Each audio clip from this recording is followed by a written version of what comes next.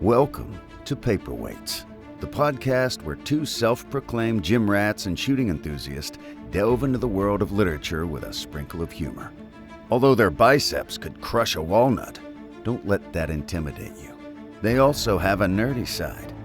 Mike and Brandon have a voracious appetite for reading, particularly in the fantasy genre, and they want to share their passion with you. So grab your protein shake and your favorite novel and join us for a humorous and insightful journey into the world of books with Paperweights. Welcome back to another episode of the Paperweights. I'm your host, Brandon. And Justin. Welcome back, Justin. It's good to be back. It is. Finished off a part. Do what? Finished off a part. Yeah. Look. Yeah, part one. We get to the end there. Get some fun interludes. Got some opinions on that. Yeah. I've got a huge theory that I'm ready to lay out and see if that comes true. But before we get into here, first, I just want to kind of give, I guess, honor a friend of mine who 4 years passed away. My old coach in 2020, Terrence Mitchell. He tragically passed away as his gun fell out of its holster and fired when it hit the ground. And so he was unable to recover from that wound. He was very instrumental to me in 2020, giving me a purpose, giving me workouts, changing my thoughts and helping me mentally and psychologically through that crazy year. So today marks 4 years since his passing. So just want to say I love you, T, and I miss you. So. R.I.P. Yeah, rest in peace. All right, so go ahead, visit our sponsor. We are sponsored by Mudcat Whiskers. They are a local Louisiana company that specializes in beard care products, and he also makes candles. So you can head on over to his website, www.mudcatwhiskers.com, and check out his current inventory. I use his beard wash and conditioner daily, along with the beard balm. And if I want some scents in my beard, I'll choose one of the many oils that I have sitting on my vanity and put that in, and it gives it a little nice smell and a little shine. So make sure you use code Paperweights at checkout to save yourself 15%. All right, let's dive into the second half of part one of Oathbringer. How are you feeling about Oathbringer so far? So far it's not my favorite. It's not bad. It's just not what I expected it to be. I hope it picks up, and I think it will, with like Yasna and Kaladin coming back to Irithyr at the end. But like this whole part kind of just feels like a bunch of side quests. No Like we sense have, of urgency. yeah, no sense of urgency. We have Shalom fighting a demon basically, and just kind of like doing a little thing with that. And then Dalinar is kind of just talking to people and not really doing anything.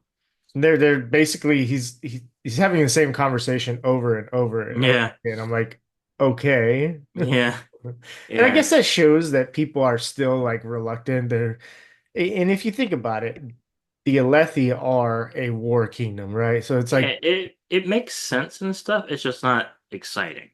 right. Where book two, we left off on this big climax, and like, oh shit, the next book is gonna just pick up and it's gonna be crazy. The apocalypse is here, the Everstorm is here. Oh my god. And it's just like, all right, Shalon, you're doing a side quest. Kaladin, you're doing a information side quest.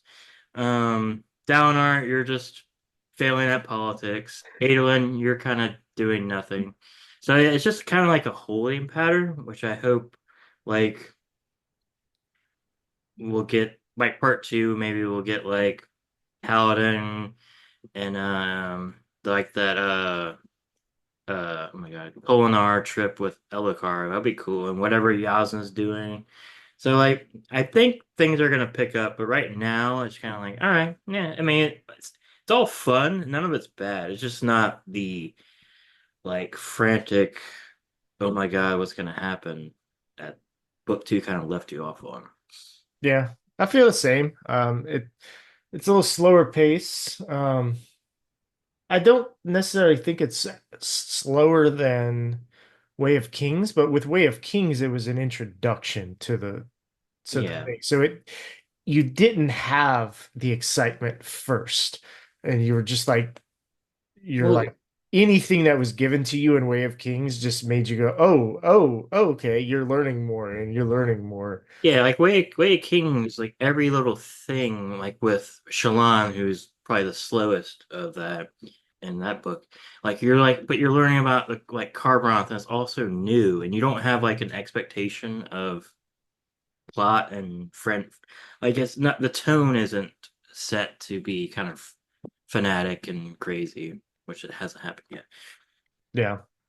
Hey, I don't remember. So I want to state it again because I don't know if sorry, I don't remember if I stated it on the podcast, but I think that both Amaram and Elokar are supposed to be are stone wardens. Um, I think is that one of the orders? I Probably, think I mean, there's 10 of them, so yeah. maybe. Yeah, so I think that's We did get a new uh, Radiant that you wanted to see. yeah, I know. I was like, ooh, a Dust Dust Dustbringer. Bringer, yeah. She's kind of strange. Shalon thinks so too. Uh, Yeah, we barely got anything with her. yeah, we'll see. But it is interesting that Pattern says, and we'll get to it then, but that they like to dismantle things and destroy things. So I'm like, ooh. Because Like, I think it was in the prelude, we got a line that said the Dust Bringers did their job. I'm like, what the hell does that even mean? It's yeah, so intriguing and provocative. I can't remember if we got anything about them in Words of Radiance, the epigraphs. Yeah, Um, maybe so. But but that was a long time ago. But yeah, overall it's good. I'm excited to get to the rest of the book. I think it could have been edited a little bit better. I don't know. This book is huge. And it kind of feels like Way of Kings are like, yes, it probably could be paced better. yeah, I Um, feel the same. But like, yeah, s- kind of feels like Sanderson kind of just wrote everything he wanted to and just kind of put it in there, which is kind of fun. You get a lot of like character interactions and stuff, but like, it's definitely not a tight book. right, We're like Words of Radiance for as long as it was felt extremely tight. true. Yeah, I agree. Man, it's Uh, good. so speaking of epigraphs, though, um, the epigraphs in part one here is like the preface of the in-world book Oathbringer. Um, I'm guessing, like you mentioned in the last episode, that it's written by Yasna. Um, I mean, we get some hints that, it's like one, I know that many women who will read this only see it as further proof that I'm a godless heretic everyone claims. We know that people think Yasna is a godless heretic. Um, Also on chapter 5, it says, I hung between realms, seeing into Shadesmar, the realm of the Spren and beyond. So we know that she spent the most of the last book is essentially if you take the last four parts of Words of Radiance and the first part of Oathbringer, she spent an entire book off in Shadesmar, Yeah. not on screen. So that'll be fun to hear what happened there. Overall, that preface, when you're reading it piece by piece at the beginning of each chapter, it just sounded like it was the same thing. Like, hey, I'm gonna tell you what happened here, but not yet because it was important, but I'm gonna get to it soon. But there were some important things that happened. I'm like, all right, tell us what happened. I wanted more. It kept me going, getting more. Um, but maybe it's a foreshadowing, like that we're gonna get that information. I mean, obviously, we have to get that information in this book, right? Because Yasna comes back. Would hope so. Navani for sure is going to be like, "Where were you? What did you learn?" Dalinar is going to be like, "Oh, hey, you're Radiant. Cool. You're part of you're part of the team now." The else colors. Yeah, she's an Elf scholar. Uh, Yeah, what's good is she has no reason to keep secrets anymore, so we're gonna probably get an exposition dump. That's gonna be fun. yeah, that'll be Um, the only other thing I could think is maybe this is like Dalinar dictating. That's the only other character I could think. I doubt it because of the Shadesmar stuff, but we do know that like he's killed people and stuff, and so it could be. it And, could and be it, Dalinar. Um obviously dictating to a woman because he can't write. right, right. Um yeah, that makes sense because we kind of have a um we learn more about his wife in this section, and obviously we know she's not alive anymore. um Yeah, so that later one, the I've killed someone who loved me dearly, could be, could line up with Dalinar.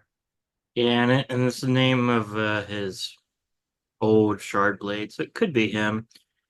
Could be Shalana. She's killed somebody she's loved dearly.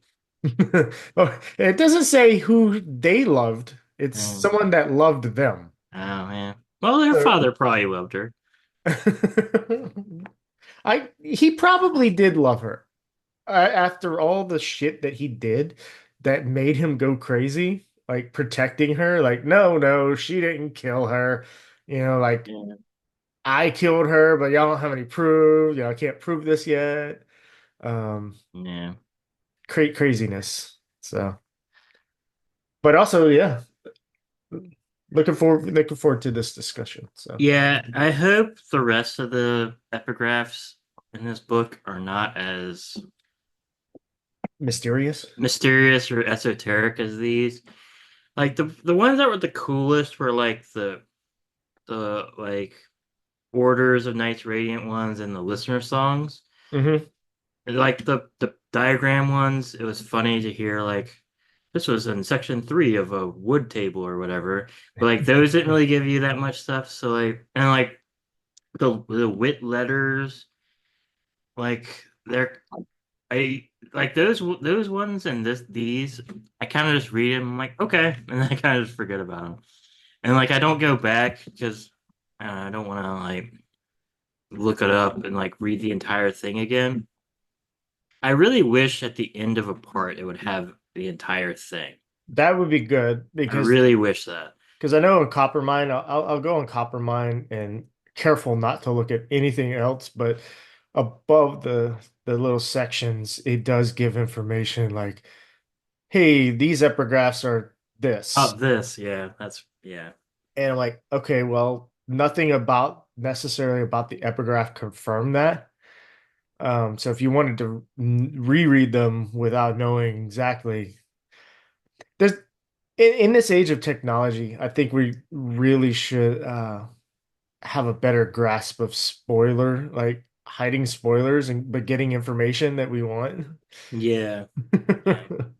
Which is, I like to use the it's not foolproof in itself, but I can gauge it on the page number that comes up, but just searching on the ebooks, like the Kindle's books, if there's a term or like a description or something like, hey, have I seen this before? And it works really well when I go back to the older books. So like in Oathbringer, if something comes up with like, oh, silver with white. Okay, who wears silver with white? and I can go back into the previous two books and search silver and white. And usually it's going to be in that same exact order of color or whatever term, phrase, Yeah. person's name, and go, oh, who is that again? Yeah. Okay, then I see the parts in the other books that they're in. So it helps to remind me because it, especially with books this size, it's hard to keep all of that information in your head. Yeah. Especially stuff from like book one or something. Yeah. So Um, but yeah. Um, we I'm can curious. I'm curious what the next parts. Let me just. I can look now. What does it start off as? Oh, we get another letter. letter. Okay. Yeah. Safran Cephadrius or something. Safandrius. All right. Got it. Cephadrius. Cephas. We'll call him Cephas for short. Cephas, yeah. All right. We got a mysterious letter again. All right. After you just said, I hope there's no more. I mean, it's at least it's uh sent to somebody. I don't know who this Safandrius is, but at Yeah. least we know the person instead of just my mysterious friend that I'm not gonna tell. I'm not going to tell anybody else who Yes. it is. Yeah. Anyway, We can yeah, we start can. off chapter Yeah, 17. yeah. It's chapter 17. Trapped in shadows. This is a Kaladin chapter. Kaladin is with the Parshindi. They're trying to figure out what to do with him. Um, they're playing card. He's like tied up. He could get away, of course, because he has a shard blade, but he's just chilling there because he doesn't really know what to do and make with these guys. He's trying to keep his O's actually like, and he it's funny later on in the conversation with Syl, but he's trying to keep his oaths full for not just humans. Humans, you are humans. You are humans. But Parshindi as well, because he views them, as sentient beings, people, essentially. So Yeah, yeah. So he basically talks with them and tries to like be like, "Hey, I was a slave too," and like kind of like get common ground with them. They kind of you get a little bit more of what it was like when they were in the doll form, like how they had like no mind but could like listen and or dream and stuff. slave form, right? Play form, yeah. It's very similar to doll form, but they're like they literally took their connection and identity, which these are capitalized words for Cosmere. They actually mean something, not just a word. Uh, Literally took that stuff away from them, which left them kind of like mindless, which is very interesting. Yeah. So the humans did something that transformed them beyond just, hey, you're my slave now. I wonder if that's why the recreants happen. Like the radiants were so disgusted with whatever that happened that they broke all their oaths and went away. Maybe so, but why wouldn't they like, hey, I don't know. like Kaladin and Dalinar have been saying to themselves lately, do better. Yeah. Instead of do better, it's like, oh, this disgusts me. Okay, I'm just gonna forsake all of my oaths and fuck off. Yeah, or maybe that was the price to like maybe they had like the Spren didn't want to do it, but they did. So like they killed all their Spren to like bind the Persian years. I don't know. It just seemed like this since I don't think this happened in the other desolations. This like but maybe it did. I don't know. The desolations are weird.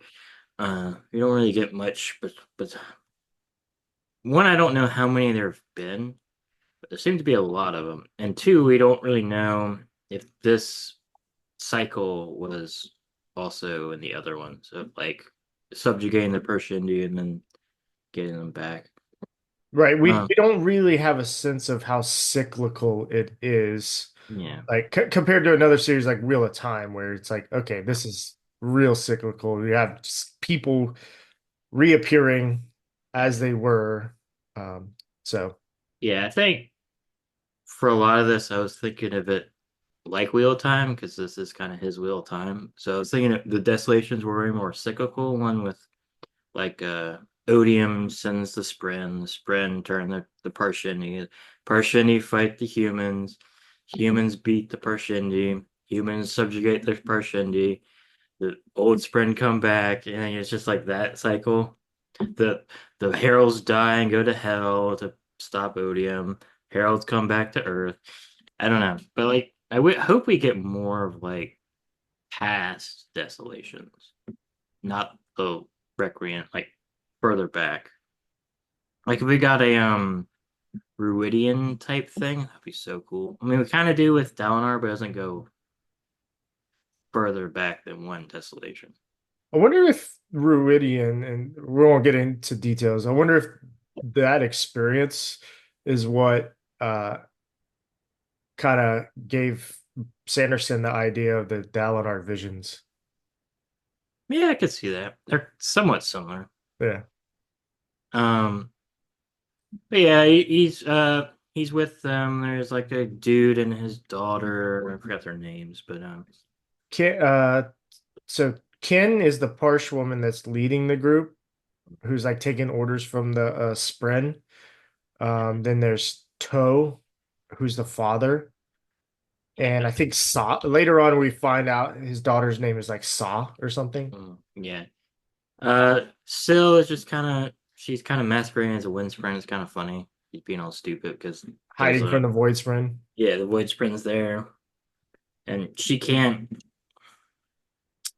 cloak herself from it like she can with humans, which makes sense because they're both in the I guess partially in the cognitive realm. um. So yeah,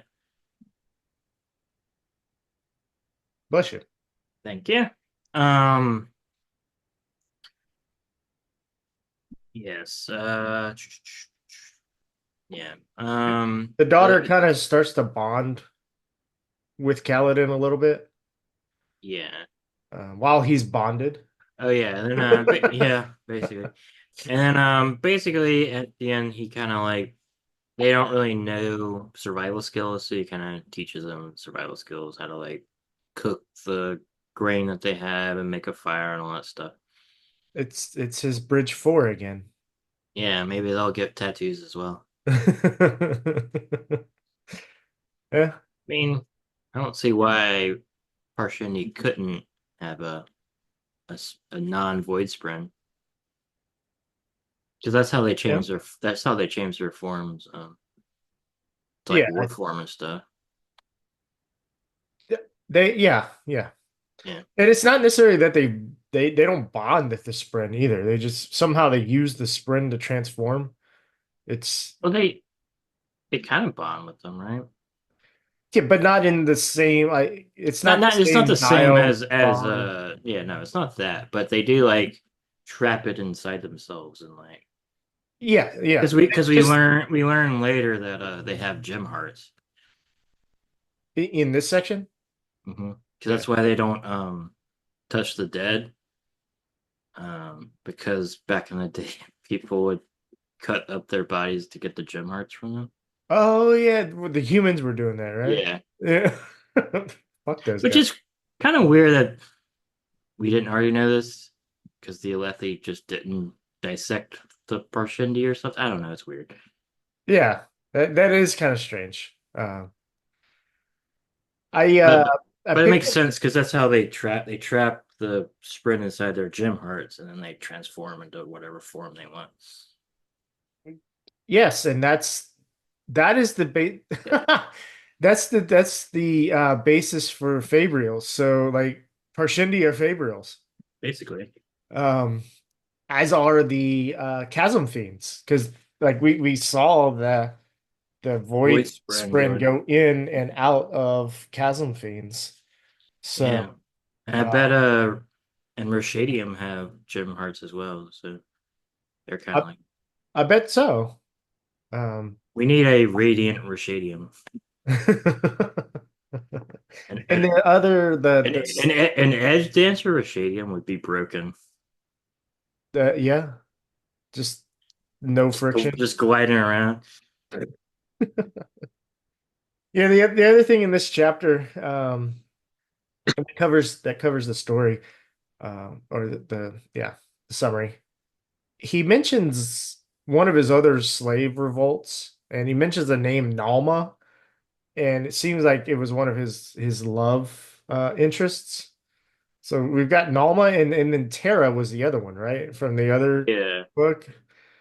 So, I mean, I guess all these women just died, and that's why Kaladin is like, "Ah, I'm not really interested in finding love." Like when Syl brought it up, it's like we got to get you a woman. He's like, whatever. Yeah. I don't know if Tara died. We actually don't know when he, was with her. It could have been in the army before the the betrayal and stuff. Yeah, I think it was in the army. I kind of Yeah. had that feeling. So Yeah. But yeah, it's interesting. We know that he did like three slave revolts or something. I think so. It was more than two. Yeah. So So then three. The rule of three. Zelda taught us that. All right, we can move on unless you got anything else on that. nope. This is Double kind of vision. this is kind of Kaladin's arc through this part is just kind of talking with the Persian, but this is the first of it.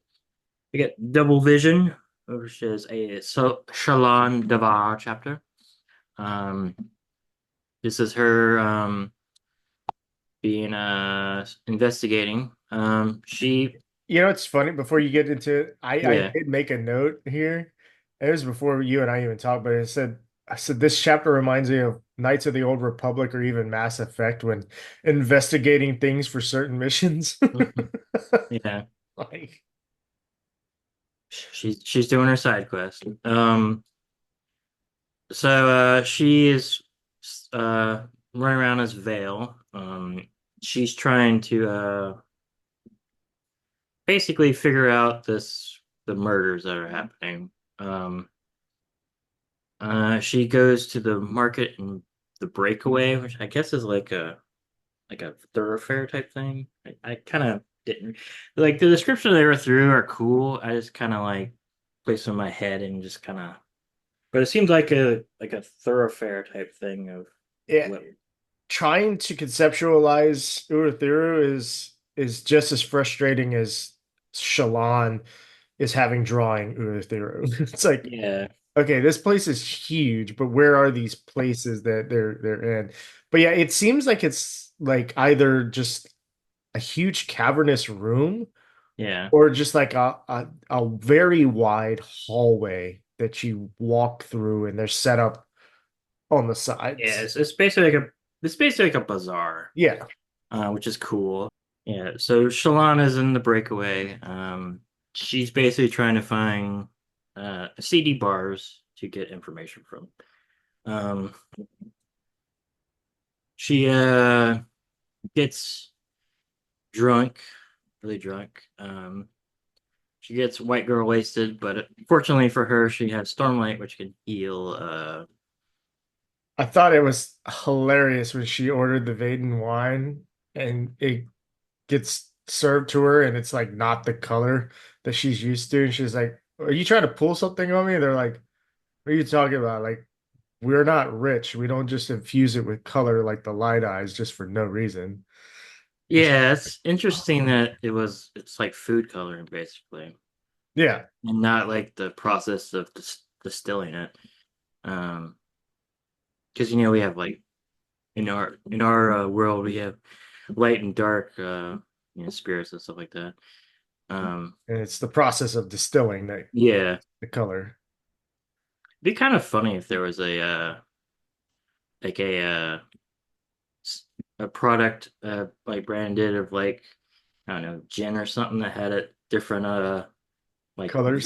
yeah colors like violet and stuff because it'd be kind of cool to drink like violet liquor. Um, but anyway, yeah, she's talking with the bouncer. The bouncer is actually pretty nice. He like doesn't want her to die and get like super wasted and get murdered. So he's like, you should probably take it easy. She's like, and then she like sucks on some swords. Like, I'm perfectly fine. She also is like, you just give me this little cup, and the bartender's like, oh girl, you should go somewhere else. You don't know what you're talking about. She's like, give me two more. Yeah. Uh, She's just drinking like straight up like grain alcohol. yeah. Yeah. Yeah, she then hears of a recent stabbing because she's looking for like basically murders. She goes to All's Alley, which is the name of the tavern. Um, she gets the strongest thing they can have, which is Horn Eater wine. So the Horn Eaters are a bunch of crazy drunks because this is like super strong Everclear or something. She just downs it, but she can cure herself with Stormlight, so she looks like Marion from Indiana Jones, just down in shots. Um, she gets directed to some kind of thugs that saw the murder. Um, she does a pretty baller thing of she's sitting in the this Hornator's spot, and he's like, it's my spot. He like she takes the dagger and rams it through both of their hands into the table, and she starts asking about the murder and stuff, and then she flashes, or I think she uh, draws the Ghost Eater symbol. Ghost blood, yeah. Ghost blood. Ghost Eater. Ghost What was eater. that? I don't know I what that don't. was from. It's too early in the morning. And basically freaks them all out because seems like the Ghost Bloods have infiltrated at least the underbelly. Reveals that a man named Ned strangled his wife and like threw her over the wall, basically, right? Oh, Or is that somebody else? Ned. So No, dropped Ned they off threw the him, plateau. they threw him over the wall, yeah. They threw him off the plateau. He had killed his wife. And then there's a second murder that he denied. Right. So Yeah, she was looking for the second murder, but this one was the one that the copycat ended up copying. yeah. And I don't think it had happened yet, right? It happened at the end of this because Ned oh wait, no, okay. Ned killed his wife. Yeah. The copycat killer did not do anything with that. What happened was then threw Ned off the Off the plateau and then after copied they that. discovered the barmaid ended up dead the Yeah. same way the wife had. Yeah. So the copycat killer copied the wife's Murder. death, Yeah. which caused his friends To be like, all to right, be you're a like, problem. "Oh, you're a problem. We're getting rid of you because Yeah, you're that's now right. a serial killer." Yep. So Yeah. Overall, fun chapter. yeah, it's fun. Uh, the drinking is hilarious. Yeah. So, um, but yeah, my theory of Vale being the killer is debunked. Not that it was a proposition of a theory, right? It's like Yeah. it Yeah. could have been. I didn't think it was, but I was like, it could have been if she compartmentalized her things, which she's starting to do. Yeah. Turns out Shalon is insane. Yes, she is. She's absolutely. She is insane. I mean, when you kill your both of your parents at different times in your life, and you're gaslit into thinking that you caused your dad to like abuse everybody in your household and your siblings too, and all of your house's servants, then it's like, okay, yeah, there's gonna be some trauma there. Yeah. Uh, Yeah. Good we old can move. Shalon. We can move on if you want. Yeah. Chapter 19, The Subtle Art of Diplomacy. This is a Dalinar flashback chapters of 31 years ago. Um, he's at a feast, basically trying to arrange a marriage to him with Evie. Um, with her, he's with the brother Toe. Um, they're being a little like coy about like trying like tying themselves to them and stuff. So Dalinar just goes and walks out into a high storm, just showing how much of a baller he doesn't even like care. He's just like, oh yeah, it's like it's like sheltered enough. He just like walks out. He's looking for his knife, his best knife. Um, it's really funny. Like Flashback Dalinar is just a totally different character, which is really interesting. Yeah. Um, yeah, he he talks to Taleb a little bit and like kind of heads back and he just like walks back. Everybody's like looking at him like, what is going on? He's like, what? I needed my knife. And He didn't like, even have his knife. yeah, he's like, I was looking for my knife. And Galar is like, yeah, I think you just did more for our diplomacy than I did for like talking for hours. He's like, oh Because my we God, just this guy is like fearless. Like, surely he could protect us. yeah. Um we get more Navani about And how Islay. yeah, Annihilate how much Dalinar wanted Navani uh you know since he met her and stuff. That's why he drinks a lot. That's kind of why he doesn't really want to get married and stuff like that. Um we get more of like Islay and like and Navani's machinations. Seem like they were once like everybody is once pretty decent friends. We get more confirmation like Sadius and all of them we're good friends, and it's kind of sad how that And I like earlier when Sadius he's off at a different table with another group of light eyes, and he basically vets a whole bunch of light eyes, and that's like his job. And he's like, okay, these people are going to be a problem, and he lets Islay know, and she has her spy network just like murk yeah the light eyes that aren't going to be yeah favorable they say like either kill them off or put them at the front of the battle to get killed. to get uh, killed. yeah it's funny once again. Navani kind of thinks that his wife is kind of an idiot. um just interesting. Then Maybe it's a good ploy, right? Just yeah, seem like an idiot, but so that nobody really suspects you of subterfuge. and if that's what's happening, we haven't really met too much of his wife. Then basically Dalinar just casually stops an assassination attempt Yeah. and then goes back to eating. Eh, Sorry. Iole, she's also not Alethi. yeah. So she's like foreign. So it's another like thing that Navani thinks about her. It's like, oh, she's just a stupid foreigner. Oh, not Evie, you mean? Oh, no, no, Iole is not Alethi either. Oh, yeah, but Pretty she sure. thinks that Evie is stupid. Okay, you said Oh, his did I? wife. Well, I meant Dalinar's wife. Sorry. Yeah, okay. Yeah, my bad. His future wife. His My future future, wife. my future wife. My future Um, wife. but yeah, he then just kind of murks this dude and just goes back to eating. He's like, "Oh, good knife. It got a knife again." Yeah, Uh, he starts cut his pork and is like, yeah, sure, I'll marry her. yeah, it's Yeah, I mean pretty that's cool.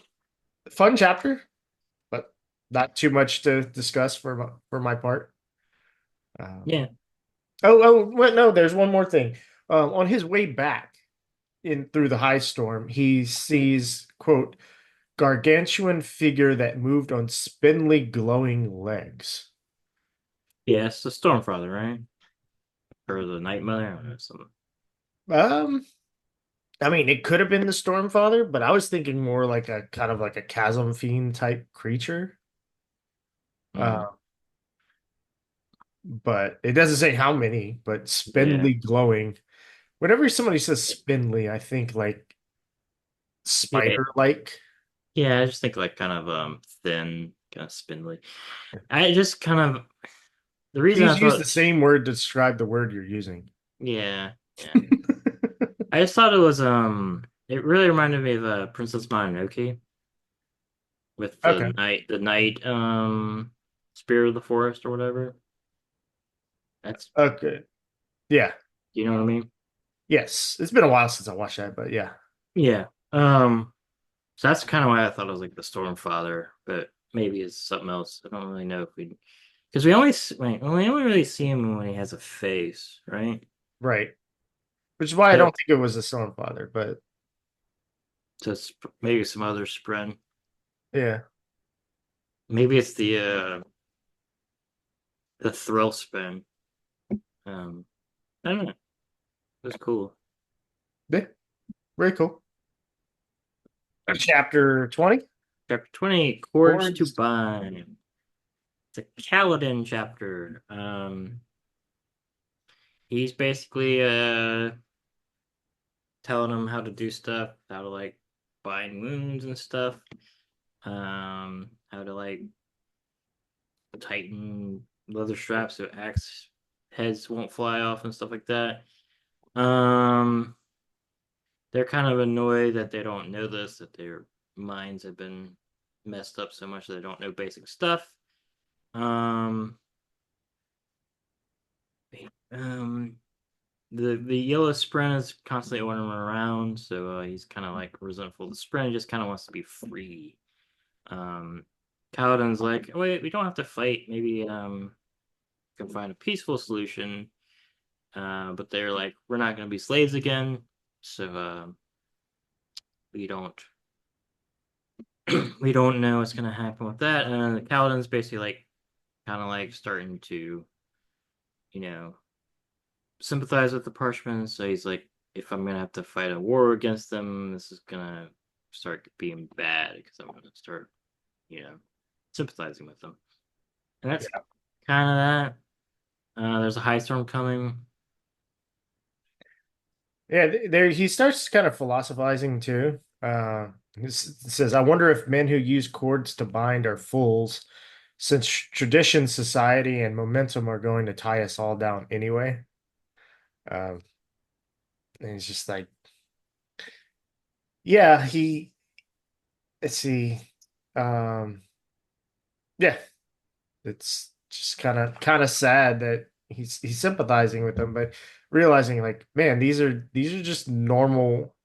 Like they are just normal and they were screwed over for so long. But how do we, not just me, but how did the two societies how would they bridge that gap and say, okay, yeah, we don't have to have a war?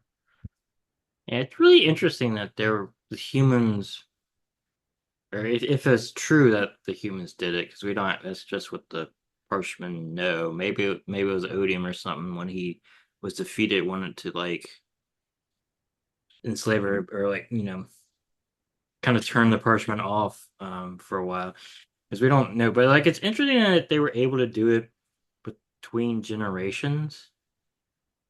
Yeah. I don't know how that works. Yeah, I don't know either. I never even thought about But that. it must be like a Fabrial or something that like I guess eventually runs out of storm. But no, then the Everstorm like stopped us. I don't know how. I hope we get more on that. We probably will because that's like the central mystery of this um thing. But I was just thinking about that. I'm like, how did the humans? Because it's a technology we current day Alethian stuff have forgotten about. It doesn't seem like it would be a Fabrial. So interested to see how they did it. I mean, they are fabrials, so they're True, organic fabrials. but I meant like the human fab. Oh, Probably didn't. how the humans would have done it to them. Yeah, Uh, yeah, eh? and like how they would have made it so it's a perpetual like What if it was capturing a like an honor sprint or a non-odium sprint into their gym heart that did it?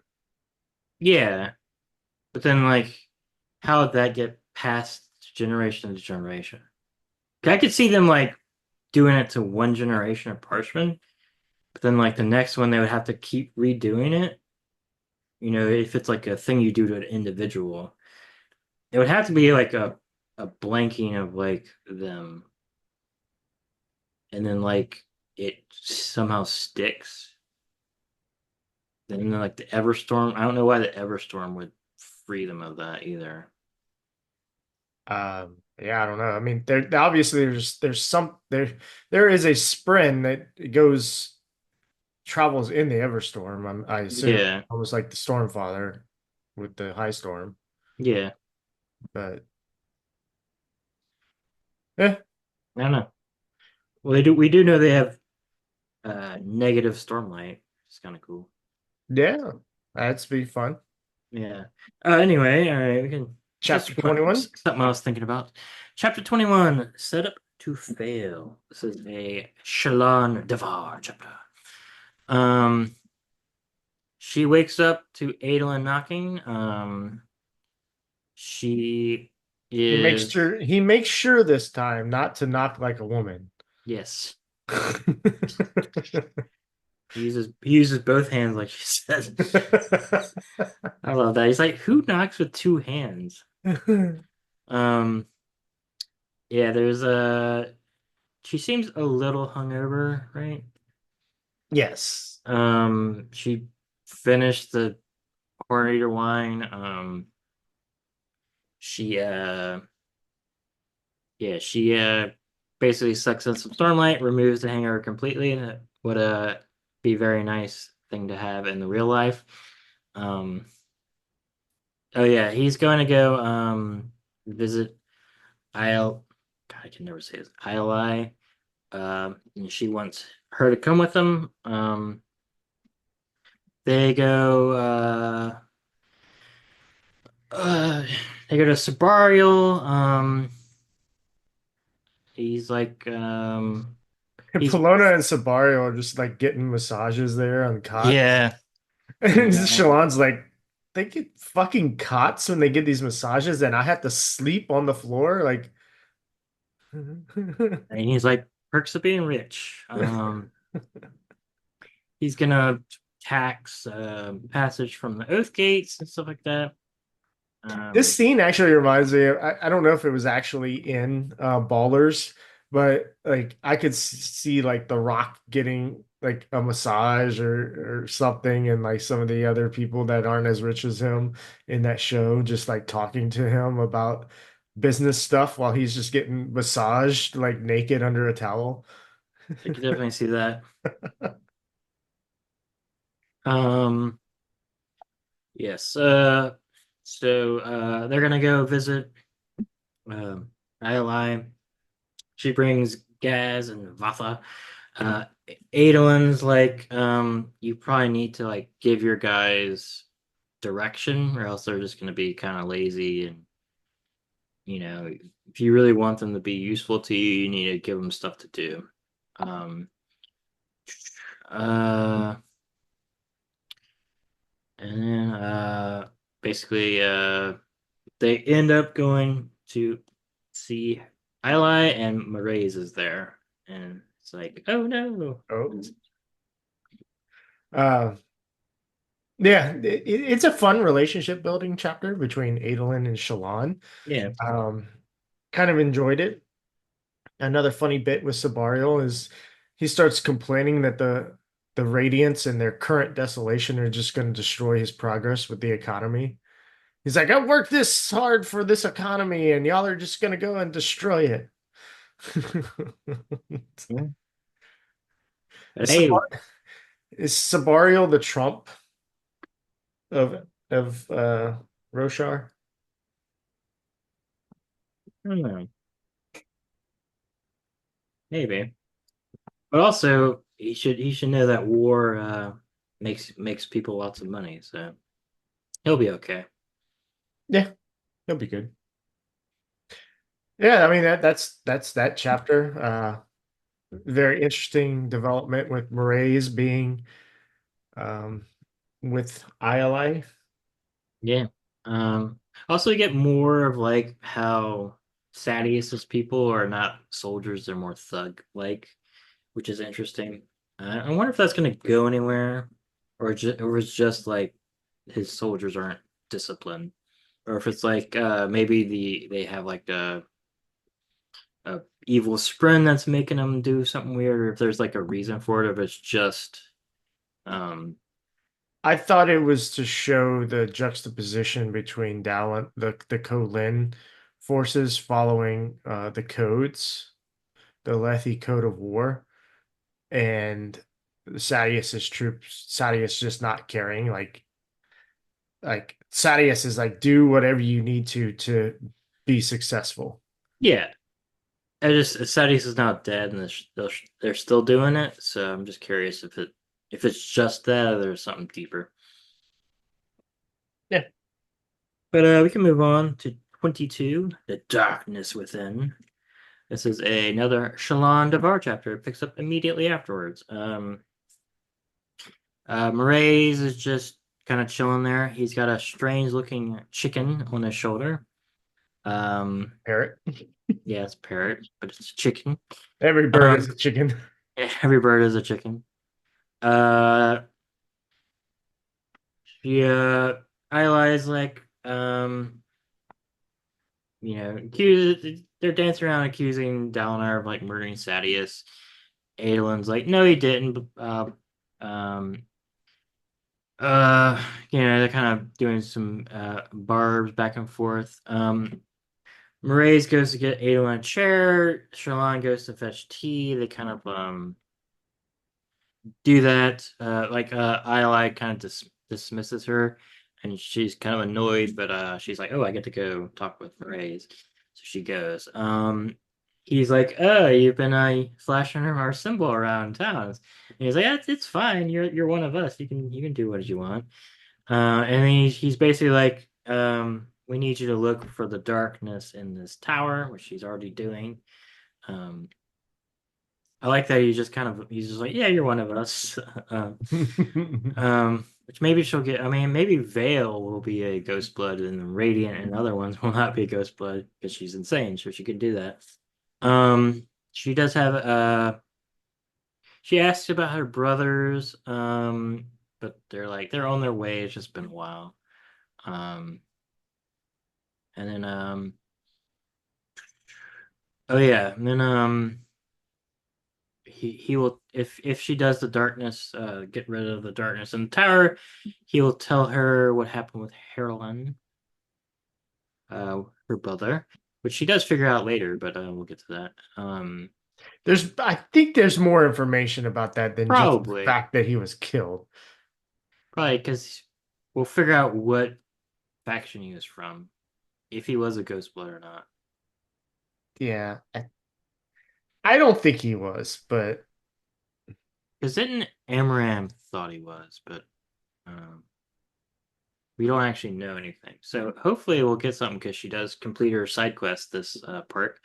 Um, uh, um,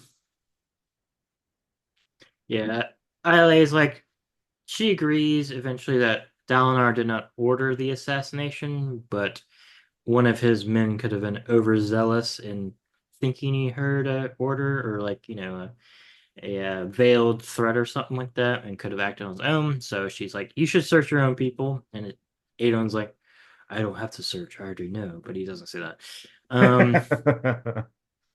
Um, then she's like, "What's up? Amaram's here."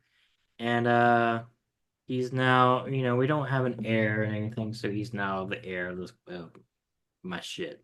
He's a hype boy. Actually, that doesn't Uh, happen yet. that doesn't happen yet. Here is where she appoints him as an investigator, Yeah, her investigator for the murder of Sadius.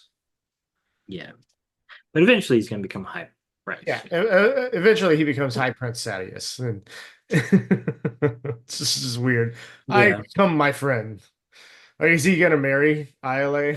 I mean, Amaram and Maybe. Sadius weren't brothers, but Maybe. Mirror Dalinar. Islay is cool, so it'd be cool for her to be more into the book. Yeah.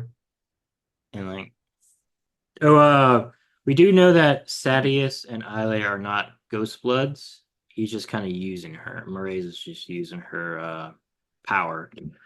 He says they're too like unpredictable. So we get confirmation of that. They were their own agents. Yeah. I do, I mean, the last thing in the chapter, well, two things. One, Shallan tells Adolin about her theory of two killers, and then the news of the high storm returning Yes. Yeah. is the big thing at the end of the chapter. Um, I do think it's hilarious that, Iole sent the Murrays and Shallan in the other room to get tea. And when they come back with the tea, like, I was expecting, oh, they've returned. All right, we're gonna have more conversation. And then it's like Iole is like, all right, we're done with this conversation. Y'all can leave now. Like, they just got back with the tea. Yeah. Seems like obviously like a power play to like dismiss Shallan, maybe ruffle Adolin's feathers a little bit. Um, and Murray seems to be definitely hiding what he is, so she just kind of thinks he's like a servant or like a so like she can order him around. Yeah, it's like, I don't need you in here for this conversation. You go. Oh, and Shallan, you go grab some tea. Yeah, I'll say this.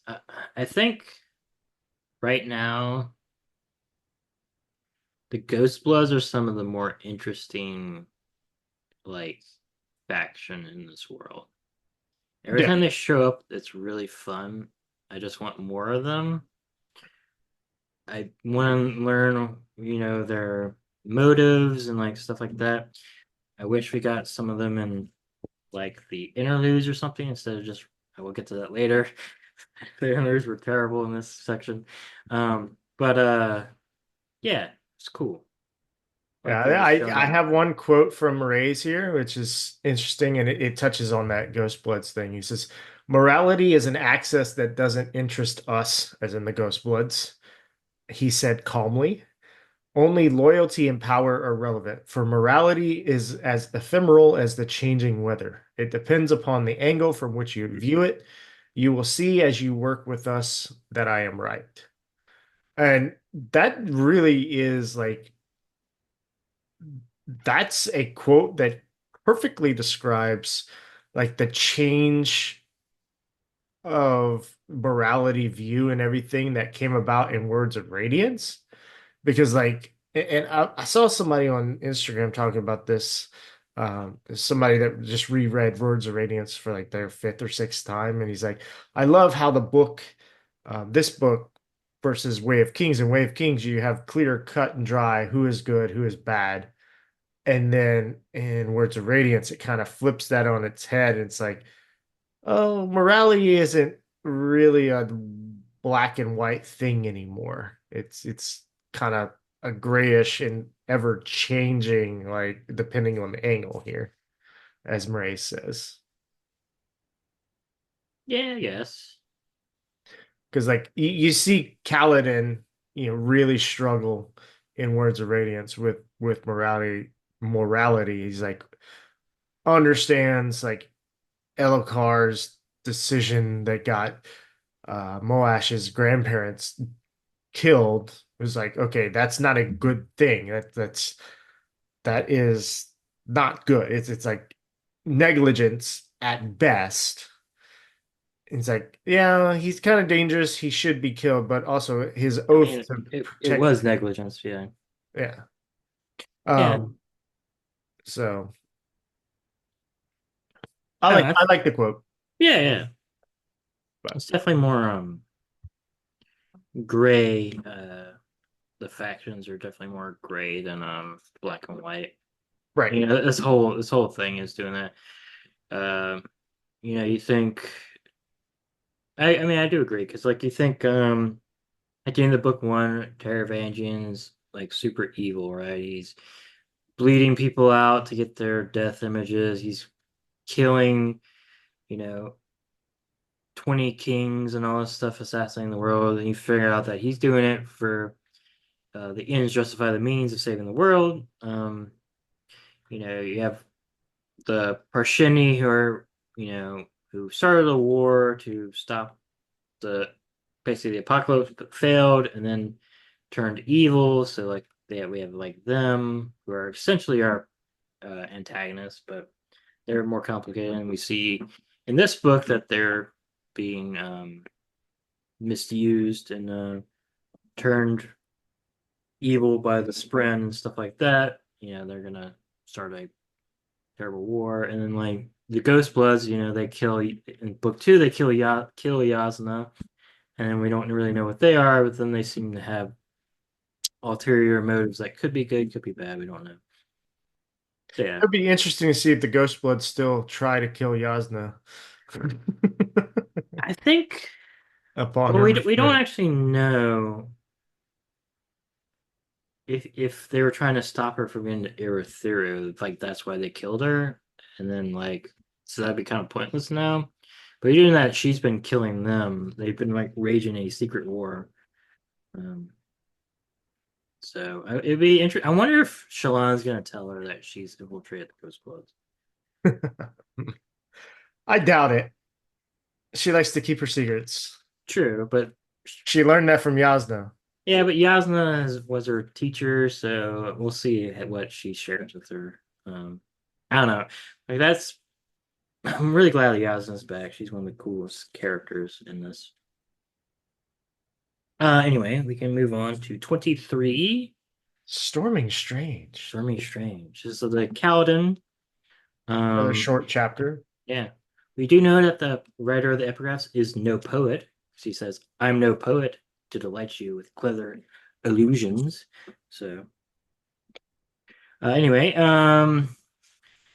Kaladin, he's with the Parshmen. It's basically like he's like they're running a bunker to hide out in the high storm, and he's basically like, "My masters are shy. You should not look at them." And the guy's like, My I have to greet them. It's my business." Like, no, you don't. It's like my bright lord requires his privacy. Yeah. Um. And then uh they're gonna they go into the bunker. He We see a voice friend that appears as the woman. Uh, she asks if she'll fight for the Parshmen, and so like they will take in humans that want to you know um help them out. Seem to be at least decently uh decent so far. They seem decent at negotiating and like taking in people. I don't think these are void spren because they're yellow. I think they're a different type of spren that we've seen. Um, and she asked how she knew the heist was coming. He's like, I felt it, and it seems, yeah, kind of, She doesn't believe him. yeah, But oh yeah, that's that chapter. Not much to yeah, really talk about there. yeah. Honestly, probably could have been cut, but whatever. Yeah. Or put Um, it to the previous. yeah, or yeah, it could have just been the next chapter. Could have been like, after we waited out the heist from the bunker I rented, we did this. Yeah, could have been that. That's fine. It's kind of just nothing burger. Um, we And can go to chapter 24, Men of Blood and Sorrow. So the Dalinar chapter. Um, he's at the Oath Gate. They're there to meet Taravangian. He's kind of thinking back on his wife, and we get a little bit more on that about how her death led to excessive drinking and visiting Night Mother and stuff like that. Um, but he doesn't remember what he asked for. Is that right? Uh, no. No, that's not right. Sorry. Like mostly what he's doing here before the skip and the POV is just kind of reflecting on his returned memories, and he's wondering like uh if the Night Watcher's boon or curse are failing. Yeah. Um I don't know if it was in here where he remembered he asked for her to take away the pain, because that's what he asked. He remembers at some point in this part that Yeah. he asked the Night Watcher to take away his pain. Yeah. Um, and she took away his memories. Which makes sense. So maybe the boon is he didn't have the pain, but the curse is he didn't have the memories, which Man. is one and the same to me if you ask. It's like Yeah. if like one, sure, if we're going to talk about grieving and sadness and loss, um, this kind of ties into my friend Terrence, right? And it's like, all right, it's painful to think about the loss, but if you take away that pain, like, sure, taking away the memory of him or anybody would take away the pain of the loss, but at the expense of the effect that that person had on your life when they were there. Yeah.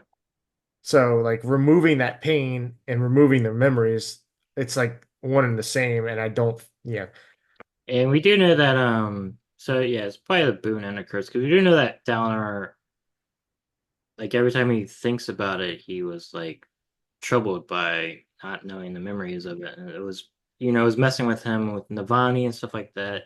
So it definitely was a curse not to remember her. So Taravangian basically pops through the Oath Gate with his head scribe lady who we met in the interlude. He was like one of the ones that tested him. I don't think he left the other guy behind in Yakoved. The other guy, I forgot his name, whatever. The other guy that was testing him in the interludes. We meet Malata, who's a dusk bringer, who is from Yakoved. Um, we which don't. we learned from who? I think we learned from Pattern, or we learned from somebody that another name was a releaser. Yeah, It would have been Dalinar or Stormfather, right? I Stormfather was, think so. because they don't like to be called Dust Yeah. Bringers. They A release for Dust Bringers, though they don't like the term. She claims her Sprin told her that. So yeah. we do know that like we've heard somewhere that like the Radiants could like blow up stuff. So I'm guessing that's what she does. Um, Is she like a sapper? maybe it seemed like they could like I don't know turn things into dust. I don't know what She's the Surge does. engineer But from Team Fortress 2. probably she can make turrets. Yeah. She seems weird. She also seems kind of like a filler character so far. Like, oh, we need one of the 10. All right, here you go. We're not gonna do anything with her right now. I hope she does something. Like she gets more characterization. Even if she's like evil, like in the diagram, if she's like a diagram radiant, that would still be cool. So I hope we get more of her. Uh, basically, then You have a Caravan. cat foot growing out of your shoulder. Yeah. Um, yeah, Taravangian's like on the elevator.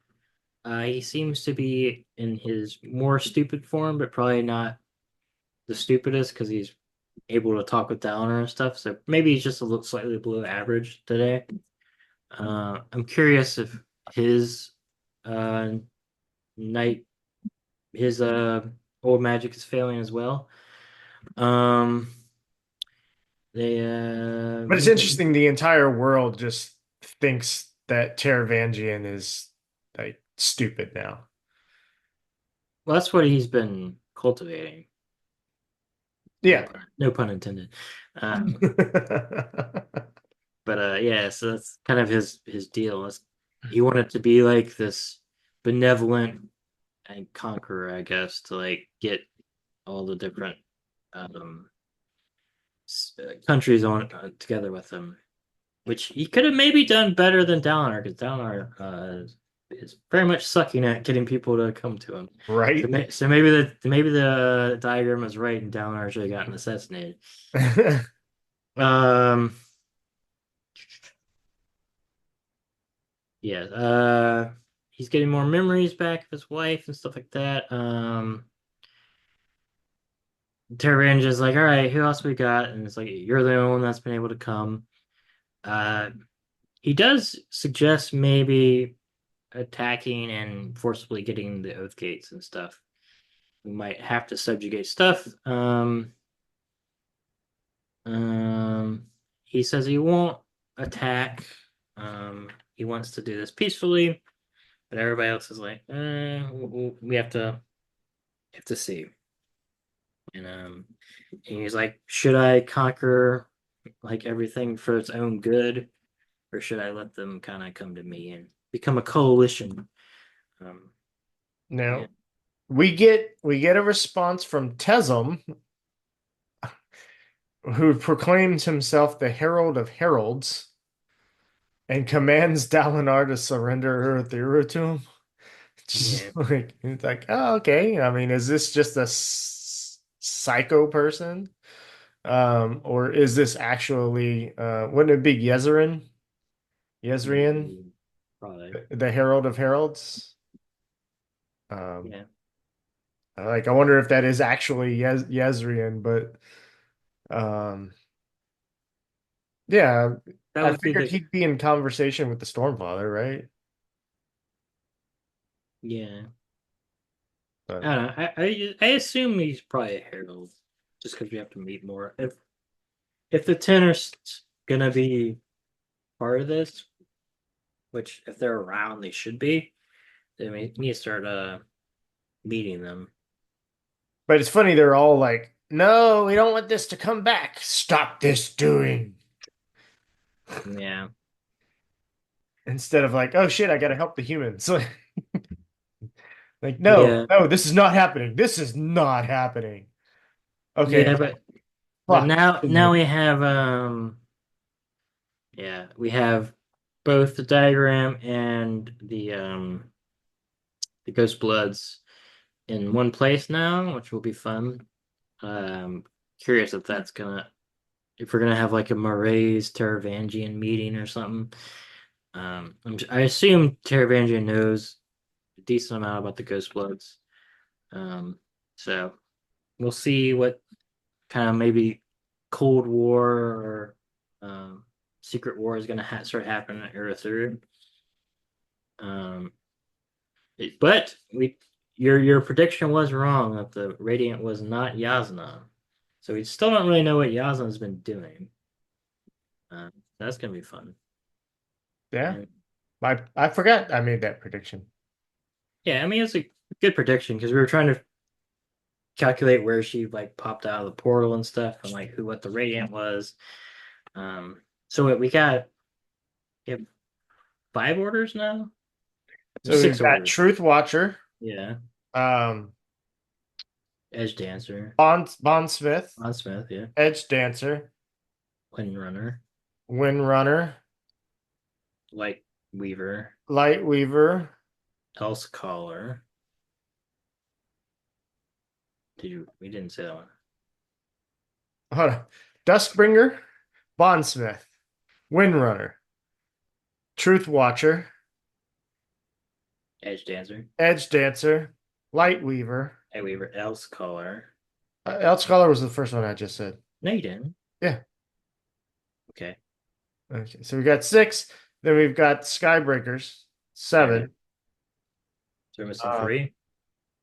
we're missing 3. So we're missing Stone Warden, Um, and two others. Yeah, there you go. All right. Stoneward and two others. Well, I get. Well, Seth is a Storm Warden. Seth, no, he's Skybreaker. That's a Oh, Skybreaker. Skybreaker. Yeah, sorry. Um,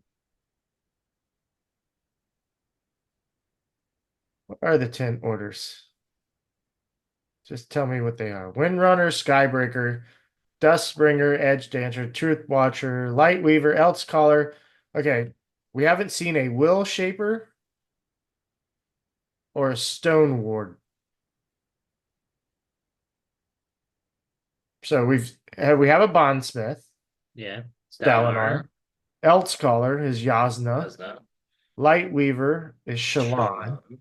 Truth Watcher is Renarin. Yep. Edge Dancer is Lift. Malata is the Dustbringer, so that's Yeah. 6. Skybreaker is Seth, that's 7. And Windrunner is It's Kaladin, Kaladin. is 8. Yeah. So we've got 2 Will Shapers and Stone Wardens. All right. Who's going to step up? Yeah. Do you have a prediction of any character we have so far that will be the last two?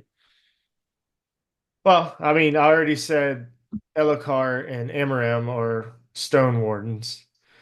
Will Shaper, just by the name alone, I don't know what the fuck a Will Shaper is, but um, that might share the thing with Light Weavers, where you kind of like inspire people to do something. No. Um, who is inspiring? No. Navani, maybe? Yeah. I don't know if we want like all the Coens to be Radiants. That'd be a little weird. Uh, Yeah. hmm. I mean, we have 3 of them already, Yeah. and I am almost positive that Elokar is one. Um, He's been seeing Spren yeah.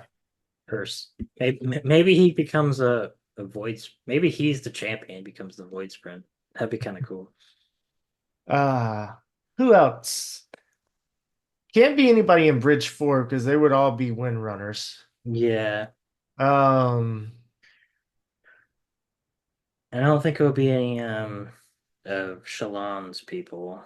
what about Risen? Do you think Risen is gonna be a Radiant? She could be a will caller. A But Will Shaper? a will shaper. She's a merchant, so maybe. Yeah, that'll be my prediction because I'm trying to think. It's like she has more, and then she has a novella, She has a novella. Yeah, I can see but that that. doesn't necessarily mean that she has to be a Radiant. True. Because Um, we know Rock has a one coming up. yeah, And I guess he could become a radiant in the future, but right now he's just not. but yeah, but we also know I'm pretty sure what are those what's the little dragon thingy that Little Risen does? beetles. Huh? Yeah. The little beetle thing. Yeah. Yeah.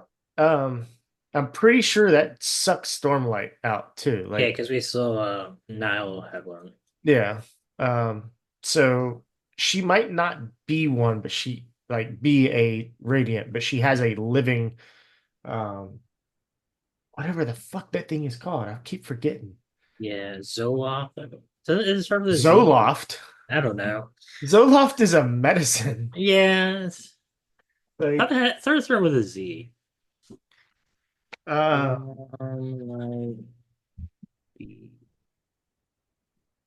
this is Edge Dancer. That's not what I mean.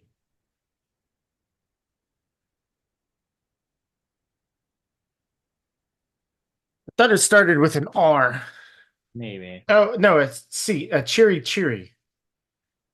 What? It's this thing. A cheery cheery. You sure? Yeah, it's like a dragon cat.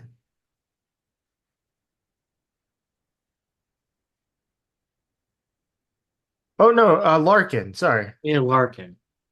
because the Where's Larkin? dedication in this book says for Kathleen Dorsey Sanderson, who is a person I know that deserves her own Larkin.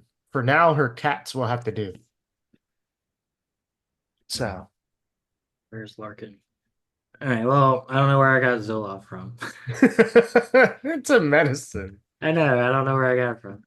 Um, I guess Risen needs medicine to It's fix an her shattered antidepressant. leg. I mean, I guess it would be kind of cool because then she could walk again because she would get stormlight legs. Yeah, Yeah, I think that's the only one we know so far because all the other interlude people are not that.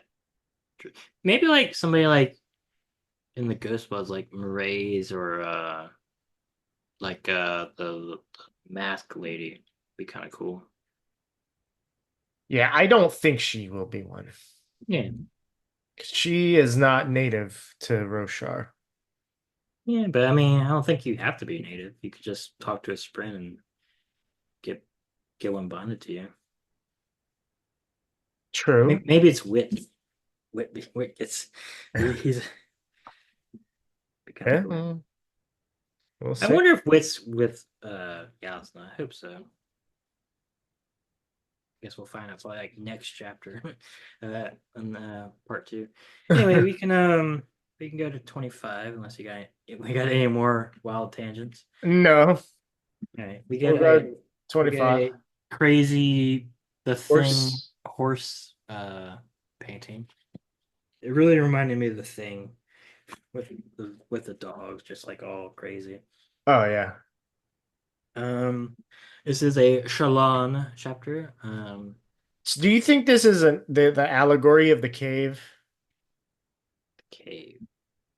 like Plato's or Socrates, the cave, where you're inside the cave but you see shadows outside, Mm, and you're like, oh no, there's shadows outside. It's scary. We'll stay in the cave, but then if you leave the cave, then you discover the world. May You know what I'm talking about, right? I didn't really study that in school. Uh-oh. Oh. You should have been a psychology major, like I was, and I don't use my degree. Hmm. I did almost have a philosophy minor, but I didn't do Plato or Socrates in my philosophy minor. I did a bunch of logic and did a bunch of other stuff. And then I got to a really hard class, and I was like, this isn't doing anything for me, so I'm just gonna not do philosophy anymore. Bye. Yeah. Um, so the girl who looked up, so Shalon is searching through the earth through for the mysterious darkness. She finds like this abandoned theater, and then she starts using light weaving to show um the play of the girl who looked up. And basically, girl goes surrounded by a wall. Um, they're like, the wall's always been there. Don't climb up, you'll die. And then she climbs up the wall. Um, she gets the other side, walks down to another village that has a bunch of stormlight, and she is kind of where the story ends. But Well, the storms come as punishment, yeah, right, and tear down the wall. yeah, yeah.